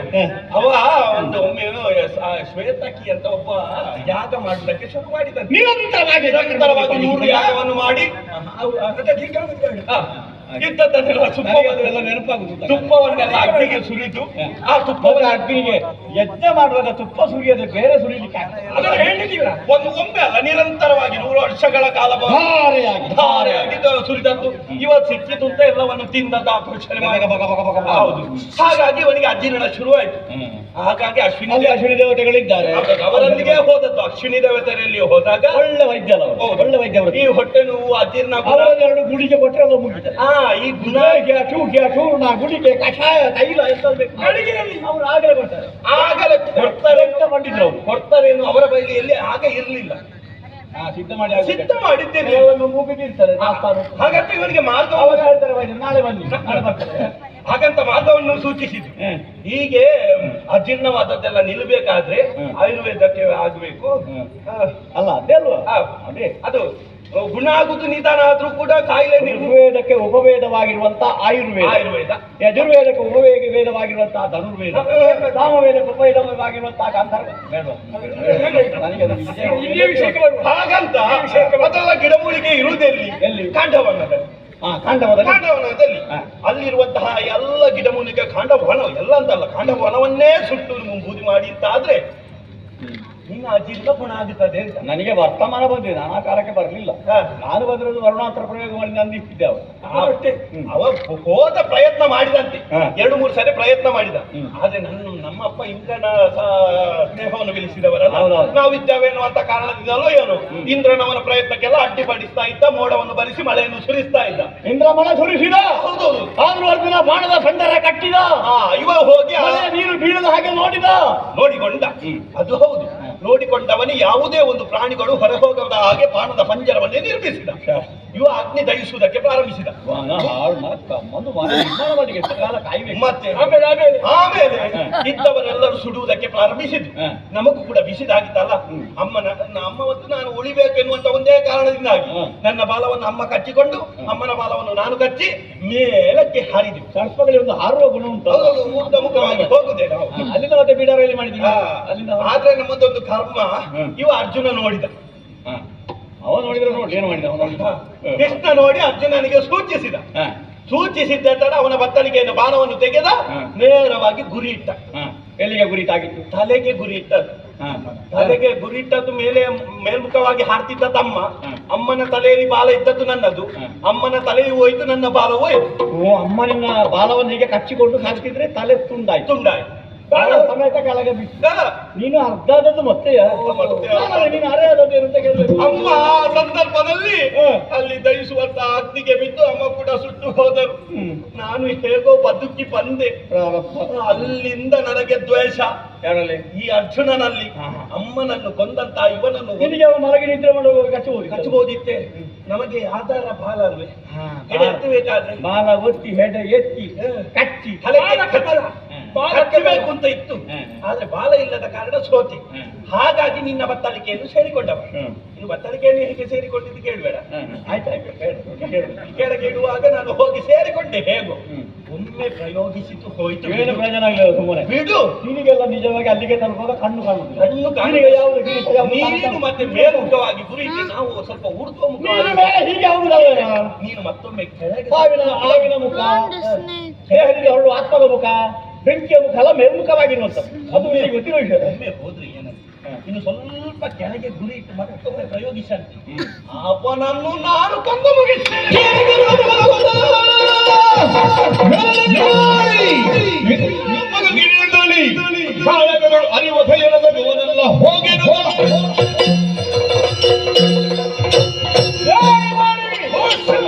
ನಿವಾಡಿ ಸಿಗಿದ್ದನ್ನು ಮತ್ತೊಮ್ಮೆ ಪ್ರಯೋಗಿಸುವ ಹಾಗಿಲ್ಲ. ಚೆನ್ನಾಗಿ ಜಗಿದು ಉಗುಳಿದಂತ ತಾಪುನ ರುಚಿಯಾಗಿದ್ದು ಮತ್ತೊಮ್ಮೆ ತೆಗೆದು ಬಾಯಿಗೆ ಹಾಕಲಿಕ್ಕೆ ಆಗುದಿಲ್ಲ. ನಿನಗೆ ಸಾಧ್ಯವಾಗುವುದಿಲ್ಲ. ಮತ್ತೊಬ್ಬನ ಸಹಾಯ ಬೇಕು ನಿನಗೆ. ನಾನು ಎರಡನೇ ಬಾರಿ ಪ್ರಯೋಗಿಸಿದಂತಾದ್ರೆ ನಿನಗೆ ಯಾವಾಗಲೂ ಸಾಧ್ಯ ಆಗಲಿಲ್ಲ. ಮತ್ತೆ ಮರಳಿ ಬಂದು ಹೇಳ್ತೀನಿ, ನಾನು ಇನ್ನೊಮ್ಮೆ ಪ್ರಯೋಗಿಸಿ. ನನಗಿದು ಹಾವು ಬಿಡಬೇಕಾದ್ರೆ ಸಾಧ್ಯ ಹಾವಾಡಿಗೆ ನಾನು ಹಾಗೆ ಹಾವು ಬಿಡ್ಲಿಕ್ಕೆ. ನಿನಗೆ ದ್ವೇಷ ಉಂಟು ಅಂತ ನೀನು ತೀರಿಸು. ನನ್ನ ಸಹಾಯ ಬೇಡ. ಅರ್ಜುನನಲ್ಲಿ ಹಾಗೆ ಸಾಧಿಸುವುದಕ್ಕೆ ನನ್ನಲ್ಲಿ ಇನ್ನೂ ಸಾಮರ್ಥ್ಯ ಇದೆ. ನಿನ್ನಂತವನ ಸಹಾಯದ ಅಗತ್ಯದಲ್ಲಿ ಬಂದು ಹೇಳಿದ್ದು ಒಳ್ಳೆಯದಾಯಿತು. ಒಂದು ವೇಳೆ ಎಲ್ಲಿಯಾದ್ರೂ ಅರ್ಜುನ ಸಾಯ್ತಿದ್ರೆ ಈ ಊರಲ್ಲೆಲ್ಲ ಪ್ರಚಾರ ಮಾಡ್ಯಾರು, ಅರ್ಜುನನನ್ನು ಕರ್ಣ ಕೊಂದದ್ದಲ್ಲ ನಾನು ಕೊಂದದ್ದು ಅಂತ ಹೇಳಿ ತಿರುಗುವ ಜಾತಿ ಅಲ್ಲ ನೀನು. ನಿನ್ನ ವಾಟಾಳಿತನ ನೋಡುವಾಗ ಗೊತ್ತಾಗ್ತದೆ ನನಗೆ. ನಿವಾಳಿ ನಿನ್ನಯ ಬಲು ಹಿನ್ನಿಂದಲಿ ಕಾಳಗದಿ ಅರಿವದೆಯ ನೆಸಗುವನಲ್ಲ. ಹೋಗು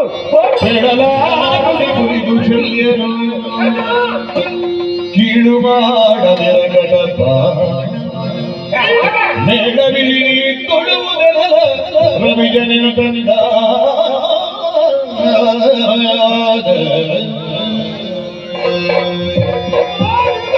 ನನಗೆ ಯುದ್ಧದಲ್ಲಿ ಗೆಲ್ಲಿಕ್ಕೆ ಬಹುದಾರಿ ಉಂಟು ಸ್ವಾಮಿ. ತುಡುಕಬೇಡ, ಒಂದೇದಾಗಿ ಆಗ್ಬೇಕು. ತುಡುಕಬೇಡ. ಕೌರವನ ಆಪ್ತ ಮಿತ್ರರಿ ಕೌರವನ ಗೆಲುವಿಗಾಗಿ ನಿನ್ನ ಜೀವನ, ನಿನ್ನ ಬದುಕು, ತನುಮಾನ ಧನವು ಕೌರವನ ಪ್ರಾಣಕೈ ಕೌರವನಿಗಾಗಿ ಎಂಬಾಗ, ಕೌರವೇಂದ್ರನಿಗಾಗಿ ಮುಡಿಪು ಕೌರವನಿಗೆ ಮೀಸಲು ಎಂಬಾಗ ಈ ವೇಳೆಯನ್ನು, ಈ ಅವಕಾಶವನ್ನು ಯಾವುದೇ ಕಾರಣಕ್ಕೂ ಬಿಟ್ಟುಕೊಡಬಾರದು. ಆದ್ದರಿಂದ ಈ ಅಸ್ತ್ರ ಯಾವ ರೂಪದಲ್ಲಿ ಈಗ ಬಾಣ ಹೇಳ್ತಾ ಉಂಟಲ್ಲ, ಸರ್ಪ ಮುಖ್ಯವೋ ಸರ್ಪಾಸ್ತ್ರವೋ, ಆದ್ದರಿಂದಲೇ ಇವನ ಮಾತನ್ನು ಮನ್ನಿಸಿ ಈ ಬಾಣವನ್ನು ಮರಳಿ ತೊಡು. ಆ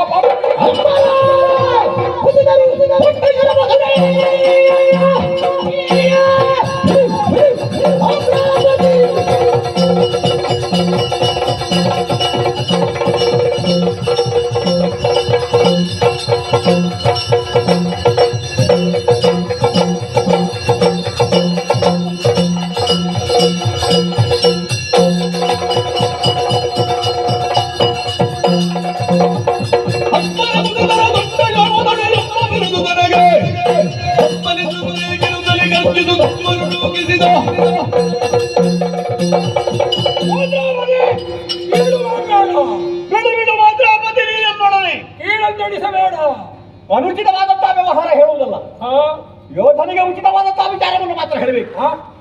ಎಲ್ಲಿಯವರೆಗೆ ತೊಟ್ಟ ಬಾಣವನ್ನು ತೊಡುವುದಿಲ್ಲ, ಎಲ್ಲಿಯವರೆಗೆ ಅಮ್ಮರ ಕುಸಿಯಲಿ, ಅಯ್ಯೋ ಭೂಮಿಯ ಬಾಯಿ ತೆರೆಯಲಿ, ಸಾಗರ ಮೇಲೆ ಬರೆಯಲಿ, ಅದೆಲ್ಲ ಆಗುತ್ತದೆ ಅಂತಲ್ಲ. ಮತ್ತೆ ಅಂತಹ ಅಘಟಿತ ಘಟನಾ ಪರಂಪರೆಗಳು ದುಡಿದ್ರು ಕರ್ಣ ನಿಲುಮೆ ಇದೆಯಲ್ಲ ಅದರಲ್ಲಿ ಬದಲಾವಣೆ ಇಲ್ಲ. ತೊಟ್ಟಂಬ ತೊಡಲಾರೆ ಈ ಬಾಣದ ಮೂಲಕವಾಗಿ ಒದಗುವ ಜಯ ನಮಗೆ ಬೇಡ. ಆದ ಕಾರಣ ಮಾತಾಡಬೇಡಿ, ಬೇಡ ಈ ಅಂಬು ಬೇಕಾದ್ರೆ ಹೇಳ್ಬೇಕಾದ್ರೆ ಮಾಡಿಕೊಳ್ಳಿ, ಹಾಗೆ ಬೇಕಾದ್ರೆ ಅದು ಸಾಧಿಸಲಿ. ನಿನಗೆ ಇಷ್ಟು ಹೇಳಿದ್ರೆ ಅರ್ಥ ಆಗುದಿಲ್ಲ. ಒಂದು ಲಜ್ಜೆ ಮರ್ಯಾದೆ ಮಾನ ನನಗೆ ದ್ವೇಷ ಮುಖ್ಯ. ಇಷ್ಟು ಬೈತಾ ಇದ್ದೆ ನಾವೇನು ಹೋಗ್ಬೇಕು ನೀನು ಹೋಗೋದಿಲ್ಲ.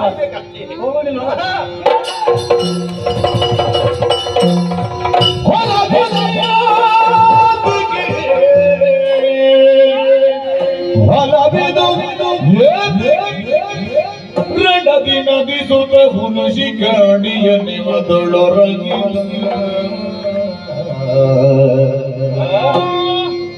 ಕಲಶ ಸಂಭವ ತನುವನಿ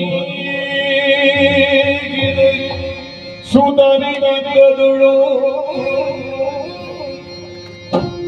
ಅಲಗು ಮರಳಿದ ಹೂಡನಿಂಬ ಛಲಗಳ ನಿನಗಿರುವುದು ಕೌರವ ತಿಲಕ ಮೂವರ ನಂಬಿ ಕೆಟ್ಟ ಏನು ತನ್ನದಿ ಕಳೆದೆಯೋ ಕೌರವ ತಿಲಕ ಮೂವರ ನಂಬಿ ಕೆಟ್ಟನಿರುವುದು ಹಸಿ ಪಡೆದ ರಥವಿಳಿದು ನಡೆದ ಫಲವಿದೇತಕ್ಕೆ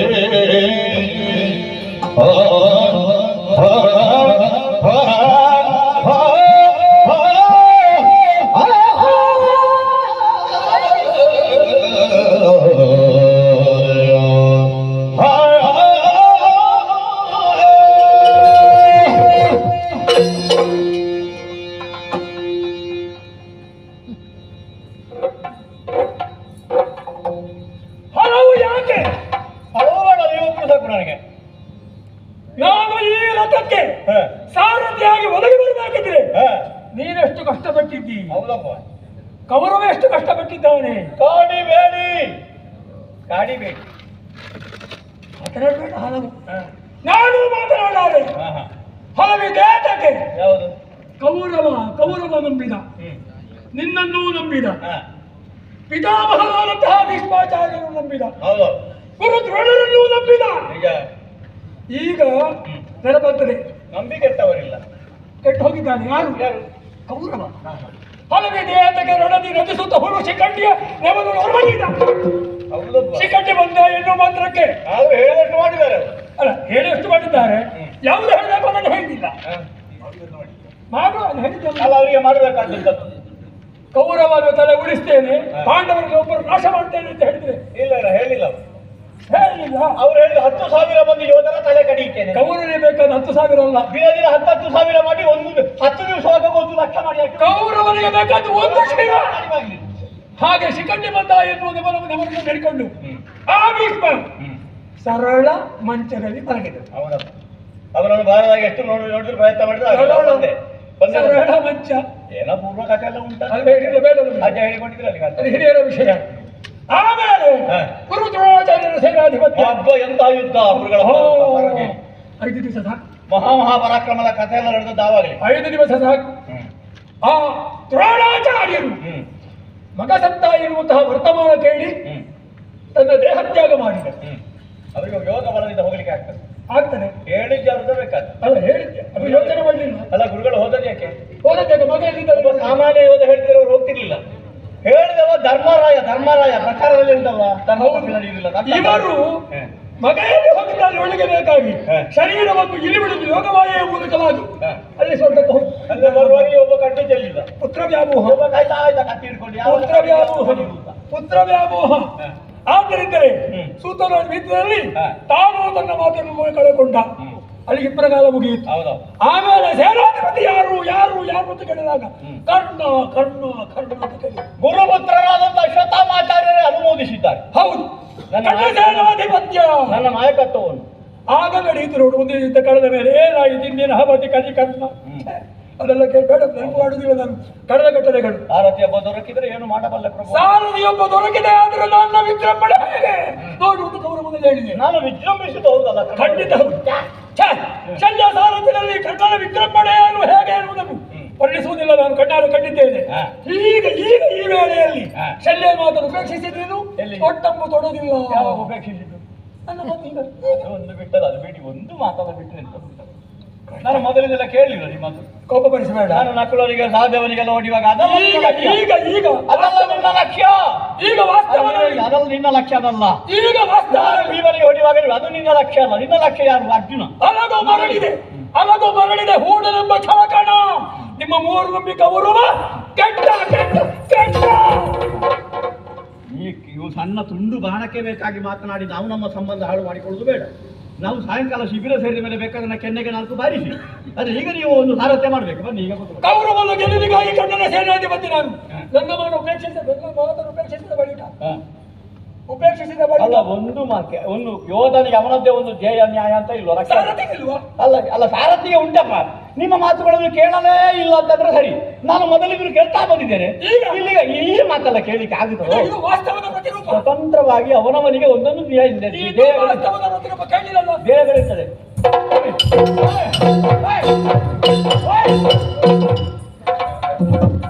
ಸಮಯ ಸಾಧಿಸ್ತಾ ಇದ್ರು ಕಾಣ್ತದೆ ಬಹುಶಃ. ಯುದ್ಧದ ಪೂರ್ವದಲ್ಲಿ ಒಮ್ಮೆ ಪಾಂಡವರ ಶಿಬಿರಕ್ಕೆ ಹೋಗಿ ಬಂದದ್ದೇವರು. ಅಲ್ಲಿ ಧರ್ಮರಾಜ ಇವರಿಗೆ ಏನು ಮಾತುಕತೆ ಆಗಿದೆ ಅಂತ ಯಾರಿಗೂ ಗೊತ್ತು. ಕರ್ಣ ವಿಜೃಂಭಿಸುವ ಕಾಲಕ್ಕೆ ರಣರಂಗದಲ್ಲಿ ಕೈ ಕೊಡ್ತೇನೆ ಅಂತ ಹೇಳಿರ್ಬೇಕು. ಇಲ್ಲದಿದ್ದೆಲ್ಲ ನೇಮನವ. ಇದಕ್ಕಿಂತ ಮೊದಲು ನಮ್ಮೊಳಗೆ ಎಂತ ವಾದ ನಡೆದಿದೆ ಯುದ್ಧ ಅಂದರೆ ಕಡಪ ಎತ್ತಿಕೊಂಡು ಹೊಡಿಲಿಕ್ಕೆ ಹೋಗಿದ್ದೇವೆ. ಆ ಕಾಲಕ್ಕೆ ಹೋಗಲಿಲ್ಲ ಅಂತ ಈಗ ಯಾಕೆ ಹೋಗಬೇಕು? ನನ್ನ ವಿಜೃಂಭಣೆ ಇವರಿಗೂ ಸಹಿಸುವುದಿಲ್ಲ ಅಂತಾಯ್ತು. ಕೌರವರಿಗಾಗಿ ನುಡಿಯಿವಿ, ನನ್ನ ದೊರೆಗಾಗಿ ನುಡಿಯಲೇಬೇಕು. ಸಾರಥಿಯನ್ನು ಭರಿಸಿಕೊಳ್ಳುವಷ್ಟು ಅವಕಾಶವಿಲ್ಲ. ನಾನೇ ಸಾರಥಿಯಾಗಿ, ನಾನೇ ರಥಿಕನಾಗಿ ಯುದ್ಧವನ್ನು ಮುಂದುವರಿಸ್ತೇನೆ.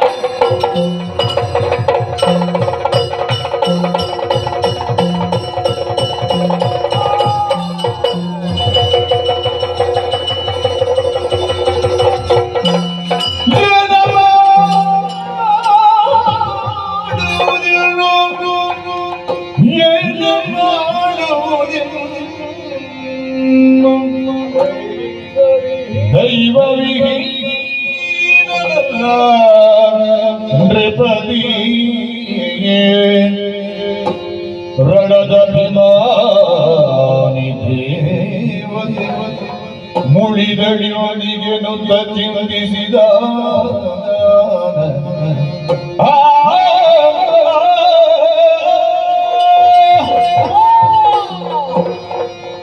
ನಾನೇ ರಥಿಕನಾಗಿ, ನಾನೇ ಸಾರಥಿಯಾಗಿ ಯುದ್ಧದಲ್ಲಿ ಮುಂದುವರಿದೆ ಅಂತಾದ್ರೆ ನನ್ನ ರಥ ಚಕ್ರಗಳು ರಕ್ತದ ಮಡುವಿನಲ್ಲಿ ಸಿಲುಕಿ ಹೋಯ್ತು.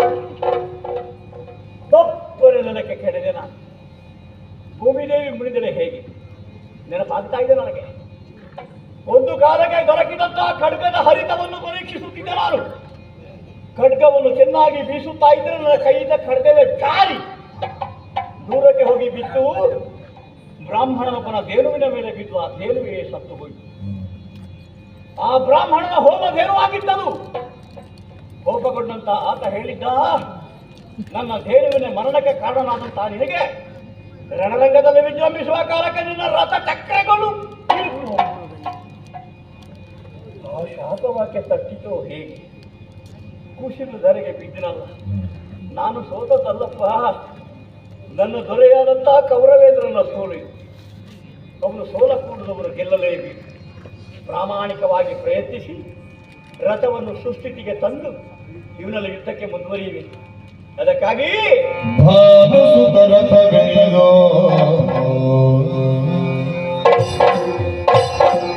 ಕುಂತಿ ಸೂರುವಿನ ಮೊಗ ನೋಡಿ ನೀತಿ ವಿಧಾನದಲ್ಲಿ ತಾನುರಿದ ಸರ್ವರು ನಿಜವಂದದಲ್ಲಿ ಎಲೆ ಪಾರ್ಥ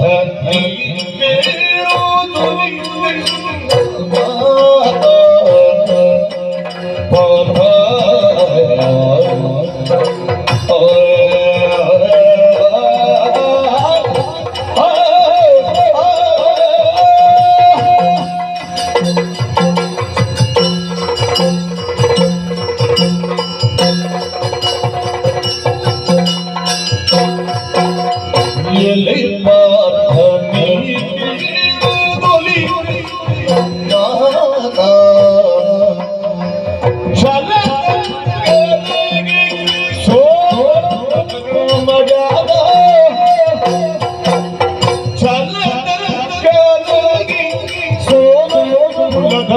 ಜಾತ ಎಲೆ ಪಾರ್ಥ ನೀ ಕೇಳು ಉಳಿದೆನ್ನ ಮಾತ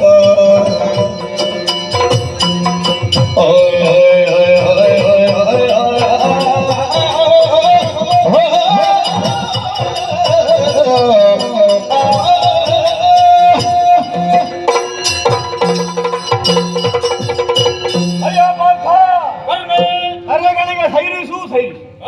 ಯುದ್ಧವನ್ನು ಮಾಡಲಿಕ್ಕೆ ಮನಸ್ಸಿಲ್ಲದೆ ಏನೂ ಅಲ್ಲ. ಮತ್ತೆ ಯುದ್ಧ ಮುಂದುವರಿಸಲಿಕ್ಕೆ ಸಿದ್ಧನೇ ಇದ್ದೆ. ಆದ್ರೆ ಅವಕಾಶ ಅದಕ್ಕೆ ಬೇಕಾದ ಹಾಗಿಲ್ಲ ಪರಿಸರ. ಯಾಕೆ? ಅದನ್ನು ಒದಗಿಸಿಕೊಳ್ಬೇಕು ಅಂತಾದ್ರೆ ಇಲ್ಲಿ ಅವಕಾಶವನ್ನು ನೀಡಬೇಕಷ್ಟೇ. ಪೃಥಾದೇವಿ ಹಡೆದವರೆಲ್ಲರೂ ಪಾರ್ಥರೇ. ಆದ್ರೆ ಪಾರ್ಥ ಅಂತ ಅನ್ವರ್ಥತೆಗೆ ಒಳಗಾದವು ನೀನು ಮಾತ್ರ. ಮಾತೆಯ ಬಯಕೆಯನ್ನು ಅರಿತು ವ್ಯವಹರಿಸಿದವು ನೀನು. ಆ ಮಹಾತಾಯಿ ನಿನ್ನನ್ನು ಮಗನಾಗಿ ಪಡೆದಾಗ ಅವಳಿಗೆ ಒಂದು ಪುತ್ರತ್ವದಲ್ಲಿ ಸಾರ್ಥಕತೆ ಬಂತಂತೆ, ಪೂರ್ಣತೆ. ಸಾಕಪ್ಪ ಈ ಮಗ ನನಗೆ ನನ್ನ ಇಚ್ಛೆಗಳೆಲ್ಲವನ್ನು ಈಡೇರಿಸಿಕೊಡುವಂತಹ ಮಗನಿವನು ಎಂಬ ಭಾವನೆಯಿಂದಲಾಗಿ ತಾನು ಅರಿತ ಮಂತ್ರವನ್ನು ನನ್ನ ತಪಸ್ಸಿಗೆ ಉಪದೇಶ ಮಾಡಿದಂತೆ. ಹಾಗಾಗಿ ಲೋಕಮುಖದಲ್ಲಿ ಪಾರ್ಥ ಎಂಬ ಹಾಗೆ ನೆಗಳ್ಚಿಗೆ ಪಾತ್ರನಾದವು ನೀನು.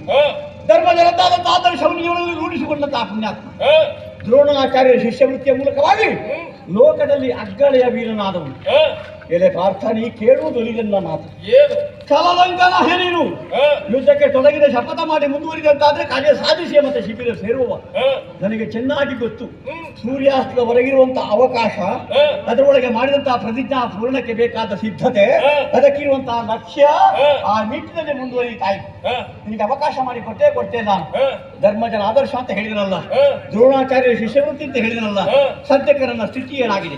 ಸಮದಂಡಿಯಾಗಿ ನಾನು ಕಾಳಗವನ್ನು ಮಾಡ್ತಾ ಇದ್ದೆ. ಆದ್ರೆ ಈಗ ನೋಡು, ನೆಲದಲ್ಲಿ ಹೂಳಿ ದುಮ್ಮಡಿಸಿತು ರಥವು, ಕಲಹ ಕಾಲುವರಿ ಈಗ ಅಲಸದು ಮತವು. ಯುದ್ಧ ಮಾಡ್ತಾ ಇದ್ದ ಹಾಗೆ ರಥ ಚಕ್ರಗಳು ರಥದ ಮಡುವಿನಲ್ಲಿ ಸಿಲುಕಿ ಕುಸಿದಿವೆ. ತುರಗಗಳು ಎಳೆದು ಎಳೆದು ಎಳೆದು ನೊರೆ ಕಾರುತ್ತಾ ಇದಕ್ಕೆ ಸಾಧ್ಯವಾಗುತ್ತಾ ಇಲ್ಲ. ನಾನು ಕೆಳಗೆ ಬಿದ್ದಿದ್ದೇನೆ. ನೀನಲ್ಲಿ ಸಮದಂಡಿಯಾಗಿ ಕಾಳಗ ಮಾಡಬೇಕು ಅಂತಾದ್ರೆ ಆ ಸಿದ್ಧತೆಗಳೆಲ್ಲ ಬೇಕು. ಬಿಳುಹೀನ, ಶರಹೀನ, ರಥಹೀನ ಇಂಥವರಲ್ಲಿ ಕಾಳಗ ಮಾಡಬಾರ್ದು ಮತ್ತು ಆ ರಣನೀತಿ ನಿನ್ನ ಬಗ್ಗೆ ನನಗೆ ಇನ್ನಲ್ಲಿ ಪಾಠ ಮಾಡಬೇಕಾದ ಅಗತ್ಯವಿಲ್ಲ. ಹಾಗಾಗಿ ರಣರಂಗದಿಂದ ಓಡಿ ಹೋಗುತ್ತೇನೆ. ನನಗೆ ಬೇಕಾದ ವ್ಯವಸ್ಥೆಯನ್ನು ತರಿಸಿಕೊಡಿ ಎಂಬ ಹಾಗೆ ಹೇಳುತ್ತಿಲ್ಲ ನಾನು. ರಥವನ್ನು ಮರಳಿ ಎತ್ತಿ ಸುಸ್ಥಿತಿಗೆ ತಂದು ಯುದ್ಧಕ್ಕೆ ಮುಂದುವರಿಯಬೇಕು ಅಂತಾದ್ರೆ ಅಲೆಗಳಿಗೆ ಅವಕಾಶ ಬೇಕು. ಆ ಅವಕಾಶ ಕೊಟ್ಟೆ ಅಂತಾದ್ರೆ ನಾನು ಸಿದ್ಧನಾಗಿ ಬರ್ತೇನೆ. ಕೊಡುವೆಯಾ? ಯೋಧ ಧರ್ಮವನ್ನು ಅರಿಯದವ ನಾನೇನೂ ಅಲ್ಲ. ಹಾಗಾಗಿ ಅವಕಾಶವನ್ನು ಕೊಟ್ಟಿದ್ದೇನೆ, ಸಿದ್ಧನಾಗಿ ಬಾ.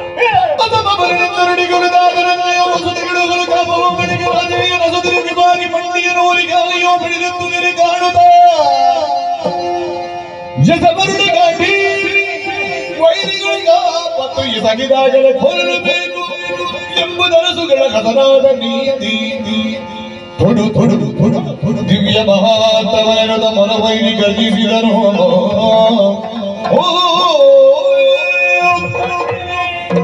ಕೇಳಿದ ಕ್ಷಣ ಅವಕಾಶವನ್ನು ನೀವು ಒದಗಿಸಿಕೊಟ್ಟೆಯಲ್ಲ. ರಣನೀತಿಯನ್ನು ಈ ಕಾಲದಲ್ಲಿ ನಾನು ಪ್ರತ್ಯೇಕವಾಗಿ ನೀವು ಒರೆಯಬೇಕು. ವಿರೋಧಿಗಳಿಗೆ ಆಪತ್ತು ಒದಗಿದಾಗಲೇ ಕೊಲ್ಲಬೇಕು ಎನ್ನುವುದು ಅರಸುಗಳ ಯುದ್ಧದ ಹಸನಾದ ನೀತಿ. ದಿವ್ಯ ಮಹಾಸ್ತ್ರವನ್ನು ತೋಡು ತೋಡು. ಮನಸ್ಸಿಗೆ ಬಿದ್ದನಿ ಮಾತಿ ಬಿಟ್ಟಾಡು ಕರ್ಣನ್ಯಾರೇ ಕರ್ಣ ಯಾರೇ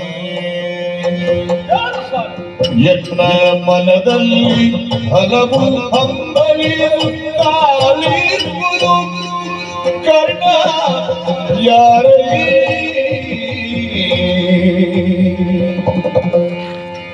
ಧನು ಎತ್ತಲಾರೆ ಪೂರ್ಗಿಣಿ ತೊಡಲಾರಿರು ಕರ್ಣಲಾರಿ ಮೇಳನಗೀಸು ಬಗೆಗಾಣದ ತನ ಮೇಲಿರು ಕರ್ಣನಾರೇ ಕೃಷ್ಣ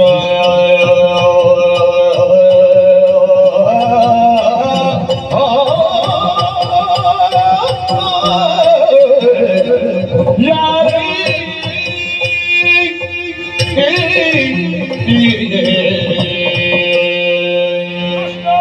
ಏನರ್ಜುನ ಮನಸ್ಸಿಗೆ ಬಿದ್ದ ನೀನು. ಮನ್ಮಥನಯ್ಯ ಎನ್ನುವ ಕಾರಣಕ್ಕಾಗಿ ಈ ಹೆಸರು ನಿನಗ ಸರ್ವರ ಮನೋವ್ಯಾಪಾರವನ್ನು ಯತ್ನಿಸುವಂತಹ ಚೈತನ್ಯ ನಿನ್ನಲ್ಲಿರುವ ಕಾರಣ ನೀ ಮನಸ್ಸಿಗೆ ಪಿತ. ಸ್ವಾಮಿ, ನನ್ನ ಮನಸ್ಸಿನಲ್ಲಿ ಏನು ನಡೆಯುತ್ತಾ ಇದೆ ಎನ್ನುವಂತಹ ವಿಚಾರವನ್ನು ನೀನು ಅರಿಯದೇ ಹೋದೆ ಸ್ವಾಮಿ. ನನ್ನ ಮನದಲ್ಲಿ ಹಲವು ಹಂಬಲಿಸುತ್ತಲಿರುವುದು ಯಾಕೆ? ಕಾರಣ ಇದೆ. ನೀನು ಆಡಿದಂತೆ ಹರಿತವಾದಂತಹ ಬಾಣ ಪ್ರಯೋಗ ಮಾಡಬೇಕು ಎನ್ನುವುದಾಗಿ ಈತನು ನೋಡಿದರೆ ಅದು ಅವನ ಮೇಲೆ ಬಾಣ ಪ್ರಯೋಗ ಮಾಡುವುದಕ್ಕೆ, ಬಿಲ್ಲನೆತ್ತುವುದಕ್ಕೆ ಕೈಗಳೇಳುತ್ತಾ ಇಲ್ಲ. ಬಾಣ ಪ್ರಯೋಗ ಮಾಡುವುದಕ್ಕೆ ಮನಸ್ಸು ಬಲವಾಗುತ್ತಾ ಇಲ್ಲ. ಈತನಲ್ಲಿ ವಿರೋಧ ಹುಟ್ಟಿದ್ರೆ ತಾನೇ ಈತನನ್ನ ಘಾತಿಸುವುದಕ್ಕೆ ಸಾಧ್ಯ. ಇವನಲ್ಲಿ ಹಗೆಯೇ ಗೋಚರಿಸುತ್ತಾ ಇಲ್ಲ. ನನಗೆ ಹಗೆತನವೇ ಕಾಣುತ್ತಾ ಇಲ್ಲ. ಮೇಲಾಗಿ ಯಾವುದೋ ಒಂದು ರೀತಿಯಾದಂತಹ ಬಂಧು ಪ್ರೇಮ, ಯಾವುದೋ ಒಂದು ವ್ಯಾಮೋಹ ಹೆಚ್ಚೇನು. ನನ್ನನ್ನನಾದಂತಹ ಧರ್ಮ ಜನ ಬೆನ್ನನ್ನು ನೋಡಿದ ಹಾಗೆ ಗೋಚರಿಸುತ್ತಾ ಇದೆ.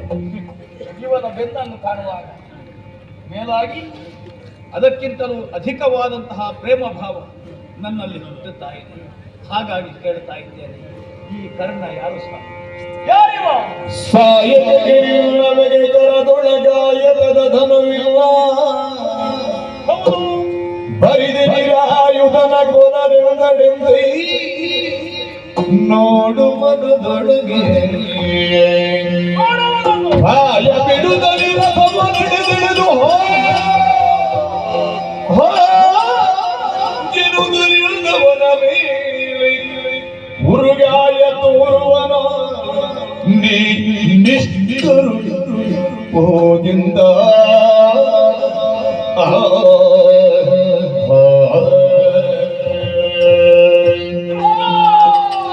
ನೋಡುವ ಸ್ಥಿತಿಯನ್ನು ಸಾಯಕಗಳಿಲ್ಲವರು, ಕರದೊಳಗಾಯತದ ಧನವಿಲ್ಲ.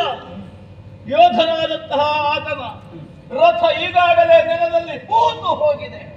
ಅದನ್ನು ಎತ್ತುವುದಕ್ಕಾಗಿ ತನ್ನ ಶರೀರದ ಕಸುವೆಲ್ಲವನ್ನು ಪ್ರಯೋಗಿಸಿ ಹಾ ಹಾ ಎನ್ನುವುದಾಗಿ ಬಾಯಿ ಬಿಡುತ್ತಾ ಇರುವಂತಹ ಆತನ ಮೇಲೆ ಬಾಣ ಪ್ರಯೋಗ ಮಾಡು ಎನ್ನುವುದಾಗಿ ಹೇಳುತ್ತಾ ಇದೆಯಾ? ಪ್ರಭು, ನೀನು ಕರುಣಾಸಾಗರ ಅಲ್ಲ ಪ್ರಭು, ನೀ ನಿಷ್ಕರುಣಿ, ನಿಷ್ಕರುಣಿ. ಎತ್ತಡೆಯ ಬರಡೆಗೆ ಹೋದೆಯೇ ನಿನಗೆ ನಿಮ್ಮೆ ಮಂದ ಮಗ ಸೂತ ಸುದಯವರಿಲ್ಲ ಮಾಧವರೇ ಹತ್ತೆ ಹೊರಗಿಡುಗ ಮೀನೇಸು ಮರುಗುವೆ ಸಾಪಿಂದಡರಣ ಅಗ್ಗದೊಳಗೆ ಕೊಂದನ ಭಿಮನ್ಯುವು ಕೊಲುವಾಗ ಯಜಪದಂಬಂಧವು ನೋಡಿದಡೆ ಬಿಡವ್ರಥ ಬಂಧುತನವ ಬಳಿಗೆ ದರ್ಶನ ಹಿಡಿದು ತೊಡುದಿವ್ಯ ಮಾರ್ಗಣವನಿಗೆಂದನು ಎಲೆಮರುಳೇ ನಾನು ನಿಷ್ಕರುಣೆ ಅಲ್ವೋ?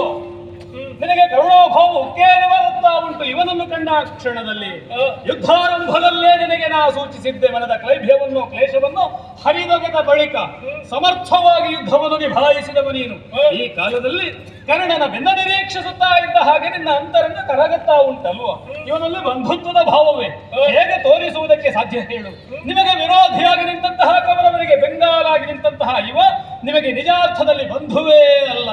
ಎಂತೆಂತಹ ಕುಲಗೆಡುಕತನವನ್ನು ಮಾಡಿದಂತಹ ಇವ ಹಂದೆ ಇದ್ದಾನೆ, ಮಂದಿಮತಿ ಇದ್ದಾನೆ, ಧೂರ್ತನಿದ್ದಾನೆ. ನಿನ್ನ ಮಗ ನಿನ್ನ ವಜ್ರವೀರಿದ ಬಿಂದು ಆ ಅಭಿಮನ್ಯು ಕುಮಾರಕನನ್ನು ಕೊಲ್ಲುವಂತಹ ಕಾಲದಲ್ಲಿ ತೋರಿಸಿದನೇ ಇವ ಬಂಧುತ್ವ. ಮೋಸದಿಂದ ಕೊಲ್ಲಿಸುವುದಕ್ಕೆ ಕಾರಣನಾದಂತಹ ಇವನನ್ನು